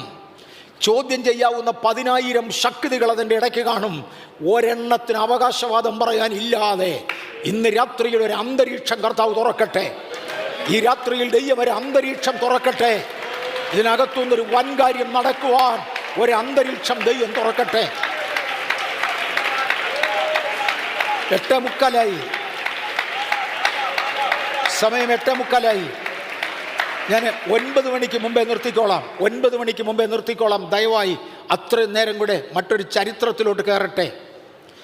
ഒരിക്കൽ ഒരു 21 ദിവസത്തെ ഉപവാസ പ്രാർത്ഥനയുടെ ആരംഭ സെക്ഷനിൽ ഞാൻ ഇങ്ങോട്ട് വരുമ്പോൾ അന്ന് രാവിലെ എനിക്കൊരു ആൻറ്റി, ഇന്ന് ആൻറ്റി വന്ന് ഞാൻ കണ്ടില്ല. ഇവിടെ വരുന്ന സാധാരണ ഇവിടെ വരുന്ന ഒരു ആൻറ്റിയാണ്. എനിക്കൊരു ഇമെയിൽ അയച്ചു. ഞാൻ ഒത്തിരി പ്രാവശ്യം പറഞ്ഞിട്ടുണ്ട്. എൻ്റെ ആത്മ കണ്ണുകളിൽ ഒന്ന് തുറന്ന ഒരു കാലഘട്ടമായിരുന്നത്. ഒരു ആൻറ്റി എനിക്കൊരു ഇമെയിൽ അയച്ചു. സാത്താനെ ആരാധിച്ചുകൊണ്ടിരുന്ന ഒരാൾ, സൈറ്റൻ വർഷിപ്പ് ഗ്രൂപ്പിലുണ്ടായിരുന്ന ഒരാൾ, അവിടെ നിന്ന് യേശുവിൻ്റെ പാദത്തിൽ വന്ന ശേഷം, അയാൾ പിന്നെ യേശുവിൻ്റെ പാദത്തിൽ വന്നു. എന്നാൽ അതിനു മുമ്പേ അദ്ദേഹം ഒരു പാർട്ടിക്ക് അറ്റൻഡ് ചെയ്യുമ്പോൾ, ഒരു ഡിന്നർ പാർട്ടിയിൽ അറ്റൻഡ് ചെയ്യുമ്പോൾ അദ്ദേഹത്തിൻ്റെ അനുഭവത്തിൻ്റെ പ്രാരംഭ സാക്ഷ്യം അദ്ദേഹം പറഞ്ഞത് ഒരു മെസ്സേജാക്കി എൻ്റെ പേർക്ക് അയച്ചിരിക്കുകയായിരുന്നു. ആൻറ്റി എഴുതിയത് ഇങ്ങനെയാണ്: എൻ്റെ അപ്പനും അമ്മയും സാത്താനെ സേവിക്കുന്ന സൈറ്റൻ വർഷിപ്പേഴ്സ് ഗ്രൂപ്പിൻ്റെ മെമ്പേഴ്സാണ്. അവർക്കൊരു കുഞ്ഞ് ജനിക്കാതെ വന്നതുകൊണ്ട് സാത്താനോട് പല പ്രാവശ്യം അപേക്ഷിച്ചു, കർമാദികൾ നടത്തി. ഇയാൾ അമേരിക്കക്കാരനാണ്, സായിപ്പ. യാഗങ്ങൾ വരെ, ബലികൾ വരെ സാത്താന് കൊടുത്തു ഒരു കുഞ്ഞിനെ കിട്ടാൻ. ഒത്തിരി നേർച്ചകൾ അവൻ്റെ മണ്ടയ്ക്ക് നേർന്നു. അങ്ങനെ വർഷങ്ങൾക്ക് ശേഷം ഞാൻ പിറന്നു. ഞാൻ ജനിച്ചപ്പോൾ തന്നെ എന്നെ സാത്താന് വേണ്ടി നേർന്നു. ആ സാക്ഷിയാണ്. എൻ്റെ 3-ാമത്തെ വയസ്സ് മുതൽ പൈശാചിക ലക്ഷണങ്ങൾ എന്നിൽ പ്രകടമായി. ദൈവം നമുക്കൊരു കുഞ്ഞിനെ തന്നാൽ ചെറിയ പ്രായം മുതൽ ദൈവകൃപ കാണും. ദൈവം ശിശുക്കളെ ഒരിക്കലും ശിക്ഷിക്കാറില്ല. കാര്യം അവർക്കിതൊന്നും അറിഞ്ഞുകൂടാ. പക്ഷേ ഇവൻ അവൻ്റെ 3-ാമത്തെ വയസ്സ് മുതൽ പൈശാചിക ലക്ഷണങ്ങൾ പ്രകടമായി. 5-ാമത്തെ വയസ്സായപ്പോഴത്തേക്ക് അവൻ ആത്മശക്തിയായി. അവൻ പിശാചിനെ സേവിച്ച് മുന്നേറി. 16-ാമത്തെ വയസ്സിൽ ലൂസിഫർ അവനെ നേരിട്ട് വെളിപ്പെട്ടേച്ച് അവനോട് പറഞ്ഞു, നിന്നെ എനിക്ക് വേണം, ഞാൻ നിന്നെ ഉപയോഗിക്കാൻ പോകുകയാ. ലൂസിഫറിൻ്റെ വാചകങ്ങൾ അദ്ദേഹം രേഖപ്പെടുത്തിയിരിക്കുന്നത്. പിശാചിന് ഒരുപാട് ദൂതന്മാരുണ്ട്. ആ ദൂതന്മാർക്കെല്ലാം ശക്തിയുണ്ട്. കേൾക്കാത്തവർ പലരും ഇതിനകത്തുണ്ട്. കാര്യം കഴിഞ്ഞ 2-3 വർഷം ഞാനിത് പറഞ്ഞു കാണുകയില്ല. പിശാചിന് ഒരുപാട് ദൂതന്മാരുണ്ട്. ആ ദൂതന്മാർക്ക് ഭയങ്കര ശക്തിയാണ്. പക്ഷേ അവർക്ക് അധികാരമില്ല. അധികാരം മനുഷ്യനാണ്. എനിക്ക് നിന്നെ വേണം, നീ അന്തരീക്ഷത്തിൽ നിന്നുകൊണ്ട് നിന്നെ ഞാൻ ചില ജോലികൾ ഏൽപ്പിക്കും, അത് എൻ്റെ പൈശാചിക ദൂതന്മാരെ കൊണ്ട് ചെയ്യിക്കണം. അതായിരിക്കും നിൻ്റെ ഉത്തരവാദിത്വം. 16-ാമത്തെ വയസ്സിൽ ബെഡ്റൂമിനകത്ത് അവൻ്റെ ശരീരം കിടന്നു. ആത്മാവിനെ സാത്താൻ എടുത്തു. അവനെ പറഞ്ഞിരിക്കുക, ആത്മവിശുദ്ധ ക്രിസ്ത്യാനിയുടെ സ്വന്തമൊന്നുമല്ല, ഇത് സകല ആത്മമണ്ഡലത്തിലും ഉള്ളതാണ്. ആത്മീയൻ്റെ കണ്ണെ കാണത്തുള്ളെന്ന് മാത്രം. അവനെ സാത്താൻ എടുത്തു. അവൻ പറഞ്ഞ അന്തരീക്ഷത്തിൽ എന്നെ കൊണ്ട് നിർത്തി. അന്തരീക്ഷത്തിൽ എന്നെ കൊണ്ട് നിർത്തിയ ശേഷം പറഞ്ഞു, തേണ്ട താഴെ ഒരുപാട് ക്രിസ്ത്യാനികൾ പ്രാർത്ഥിക്കുന്നവരുണ്ട്. ഇവരുടെ പ്രാർത്ഥന ഉയരത്തിലോട്ട് പോകാതെ തടയുകയാണ് നിൻ്റെ ജോലി. എൻ്റെ ദൂതന്മാർ ഇഷ്ടം പോലുണ്ട്, അവരെയൊക്കെ നിനക്ക് ഉപയോഗിക്കാം. They are at your disposal. ഇതിനകത്തിരിക്കുന്ന ആത്മീയർക്കറിയാമോ, ദൈവദൂതന്മാർ നിങ്ങളുടെ കൺട്രോളിലാണ്.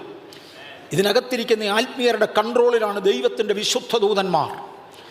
ഇന്ന് ശാസ്ത്രലോകം ഒന്നുകൂടെ മാറിയേച്ചു പറഞ്ഞു, ഈ പൈശാചിക ശക്തികളെ ഗ്രേസ് എന്നാണ് അവർ വിളിക്കുന്നത്. GREY, ഗ്രേ, ആ പേരിലാണ് അവർ വിളിക്കുന്നത്. അത് ശാസ്ത്രലോകത്തിൻ്റെ പോക്ക. ഇവിടെ ആത്മലോകത്തിലെ പൈശാചിക മണ്ഡലത്തിൻ്റെ പോക്ക്, നിങ്ങളുടെ കീഴിൽ ജോലിക്കാരെ തരാം, ആ ജോലിക്കാരെ കൊണ്ട് ചെയ്യിച്ചോണം. അദ്ദേഹം പറഞ്ഞു, എല്ലാ ക്രിസ്ത്യാനികളുടെയും പ്രാർത്ഥനയോട് അവന് ഒരു വിരോധവുമില്ല. ചിലരുടെ പ്രാർത്ഥന ദൈവം അംഗീകരിക്കും, അങ്ങനെയുള്ളവരുടെ പ്രാർത്ഥന തടയുകയാണ് എൻ്റെ ജോലി. അവൻ പറഞ്ഞത്, അതിന് പ്രാർത്ഥിക്കാൻ വന്നിരിക്കുന്ന ഉടനെ ശരീരത്തൊരു ചൊറിച്ചിലുമൊക്കെ തോന്നും, ഒന്ന് എഴുന്നേക്കണമെന്ന് തോന്നും. എഴുന്നേറ്റാൽ പിന്നെ അവനെ ഇരുത്തത്തില്ല, അവൻ അതുവഴി പോകും. ചൊറിച്ചിലൊക്കെ വന്നു കഴിഞ്ഞാലും പിടിച്ചിരിക്കുന്നവരുണ്ട്. ഒത്തിരി അലസമായിട്ട് അങ്ങോട്ടും ഇങ്ങോട്ടൊക്കെ പോകുന്നവരൊക്കെ ഉണ്ട്. ഇതൊക്കെ കാണുന്ന ഉടനെ എനിക്കിതെല്ലാം ഓർമ്മ വരും. അല്പം കൂടെ പിടിച്ചിരിക്കുന്നവരുണ്ട്.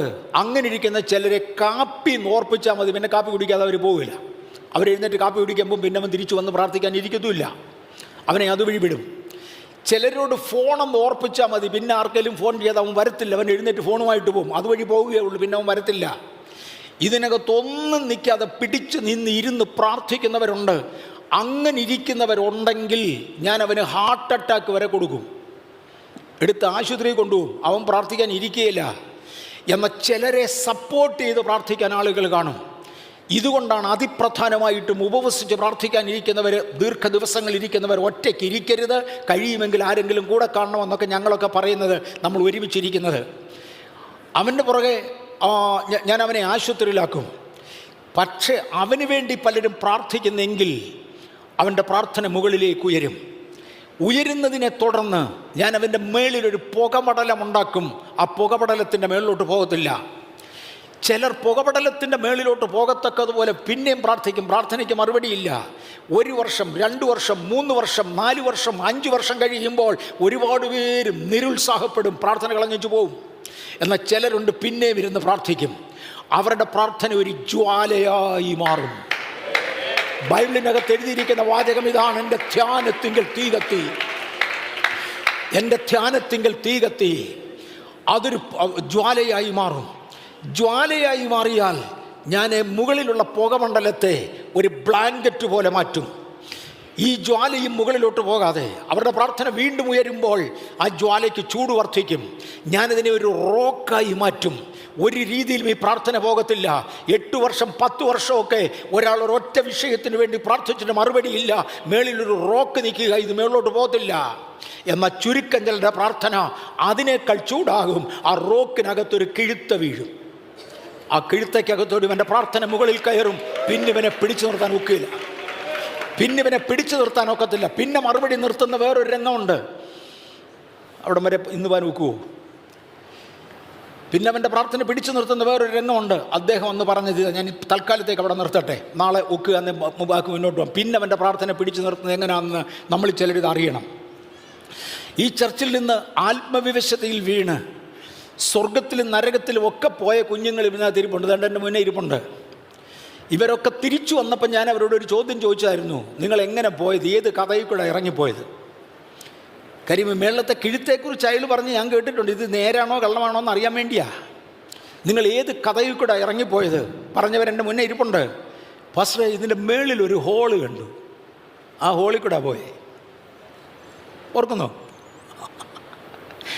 ഇതിൻ്റെ മേളിലൊരു ഹോള് കണ്ടു, ആ ഹോളിൽ കൂടെ കയറിപ്പോയത്. പ്രാർത്ഥിക്കുന്ന ദൈവജനത്തിൻ്റെ മുമ്പിൽ ഉയരത്തിലെത്തത്തക്കതുപോലൊരു പ്രാർത്ഥന. ഒത്തിരി പടികൾ ഞാൻ തൊട്ടു. ഇത് സാത്താൻ്റെ പുസ്തകത്തിൽ നിന്നാണ് പറഞ്ഞത്, ദൈവവചനത്തിൽ നിന്നല്ല. ദൈവവചനത്തിൽ ഇത്രയും മാത്രമേ ഉള്ളൂ: നിങ്ങളുടെ പ്രാർത്ഥന ഉയരത്തിൽ കയറത്തക്കവണ്ണം അല്ല.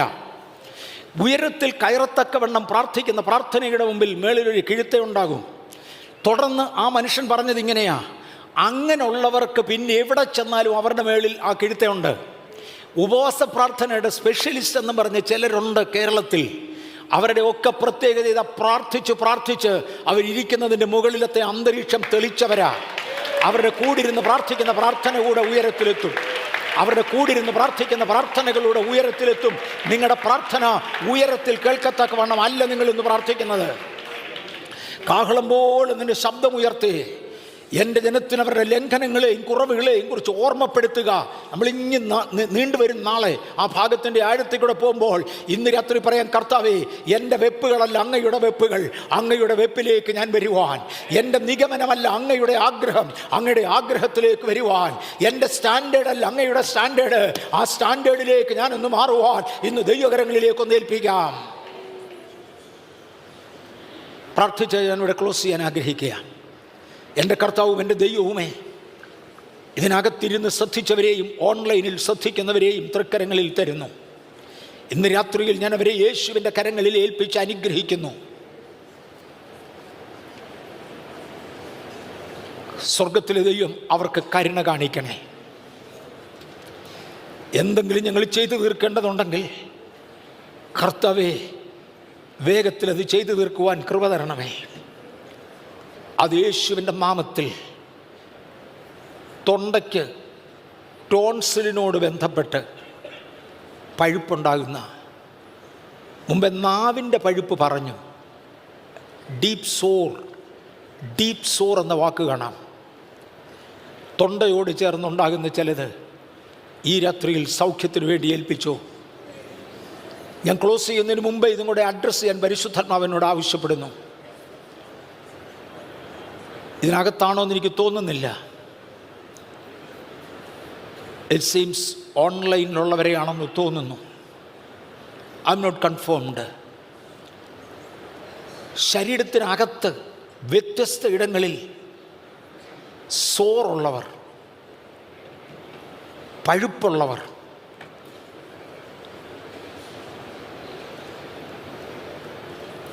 ബ്രെയിനിനകത്ത് പഴുപ്പ് വരെ,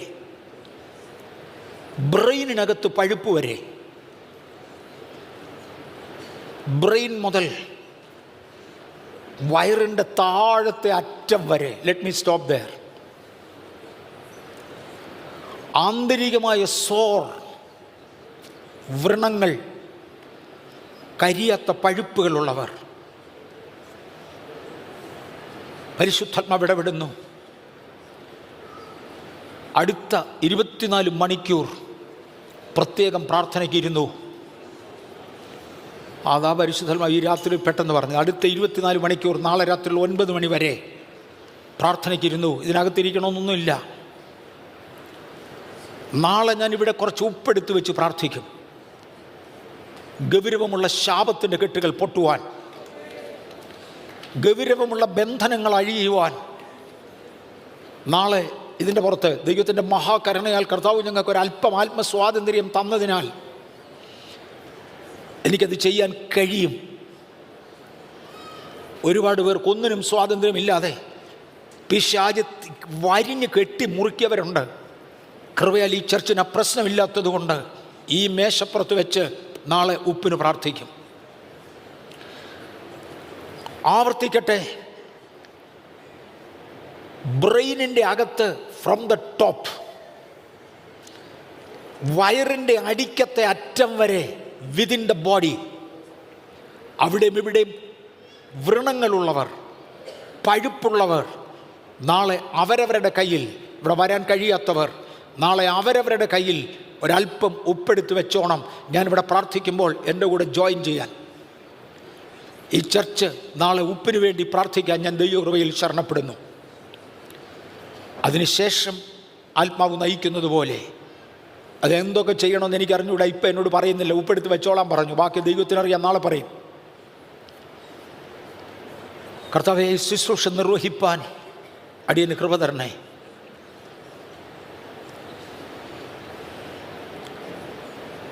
ഒരു പച്ച ഇലയുടെ അകത്തൂടെ നരമ്പുകൾ പോകുന്നത്, ഇലയുടെ നരമ്പുകൾ പോകുന്നത് ഒരു പ്രകാശമുള്ള ബൾബിൻ്റെ മുമ്പിൽ വെച്ചാൽ കാണാം. ഇതുപോലെ ശരീരത്തിനകത്ത് അങ്ങോട്ടും ഇങ്ങോട്ടും വരകൾ പോലെ പഴുപ്പ് വ്യാപരിക്കുന്ന ചിലരെ കർത്താവ് നാളെ തൊട്ടിരിക്കും.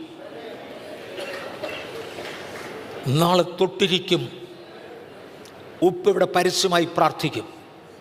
അവിടെയും ഇവിടെയും ഉപ്പെടുക്കാൻ അങ്ങനെ ക്രിറ്റിസൈസ് ചെയ്യേണ്ടവർ ഗോ ഹെഡ്, ഹൂ ബോദേഴ്സ്. ദൈവത്തിൻ്റെ ഒരു പ്രവൃത്തി കാണുവാൻ ഞാനൊരു ക്രിസ്ത്യാനിയാകയാൽ ക്രിസ്തുവിൽ ശരണപ്പെടുന്നു. കർത്താവെ, അതുവരെയുള്ള ആരോഗ്യം, അതുവരെയുള്ള നിലനിൽപ്പ് കർത്താവ് തരണേ. അടിയനിത് പരസ്യമായി അനൗൺസ് ചെയ്തതിനാൽ എവിടെയും പിശാചൊരു ബ്ലോക്ക് ഇടാതെ ദൂതന്മാരുടെ കാവൽ ഞങ്ങൾ ചോദിക്കുന്നു. നാളെ ഒരു അത്ഭുതത്തിൻ്റെ ക്രിയ ചെയ്യുവാൻ സ്വർഗമിടയാക്കണേ. ഒരു വൻ വിടുതൽ ഇതിനകത്ത് നടക്കണേ. മഹത്വം കർത്താവ് എടുക്കണേ. യേശുവിൻ്റെ നാമത്തിൽ തന്നെ.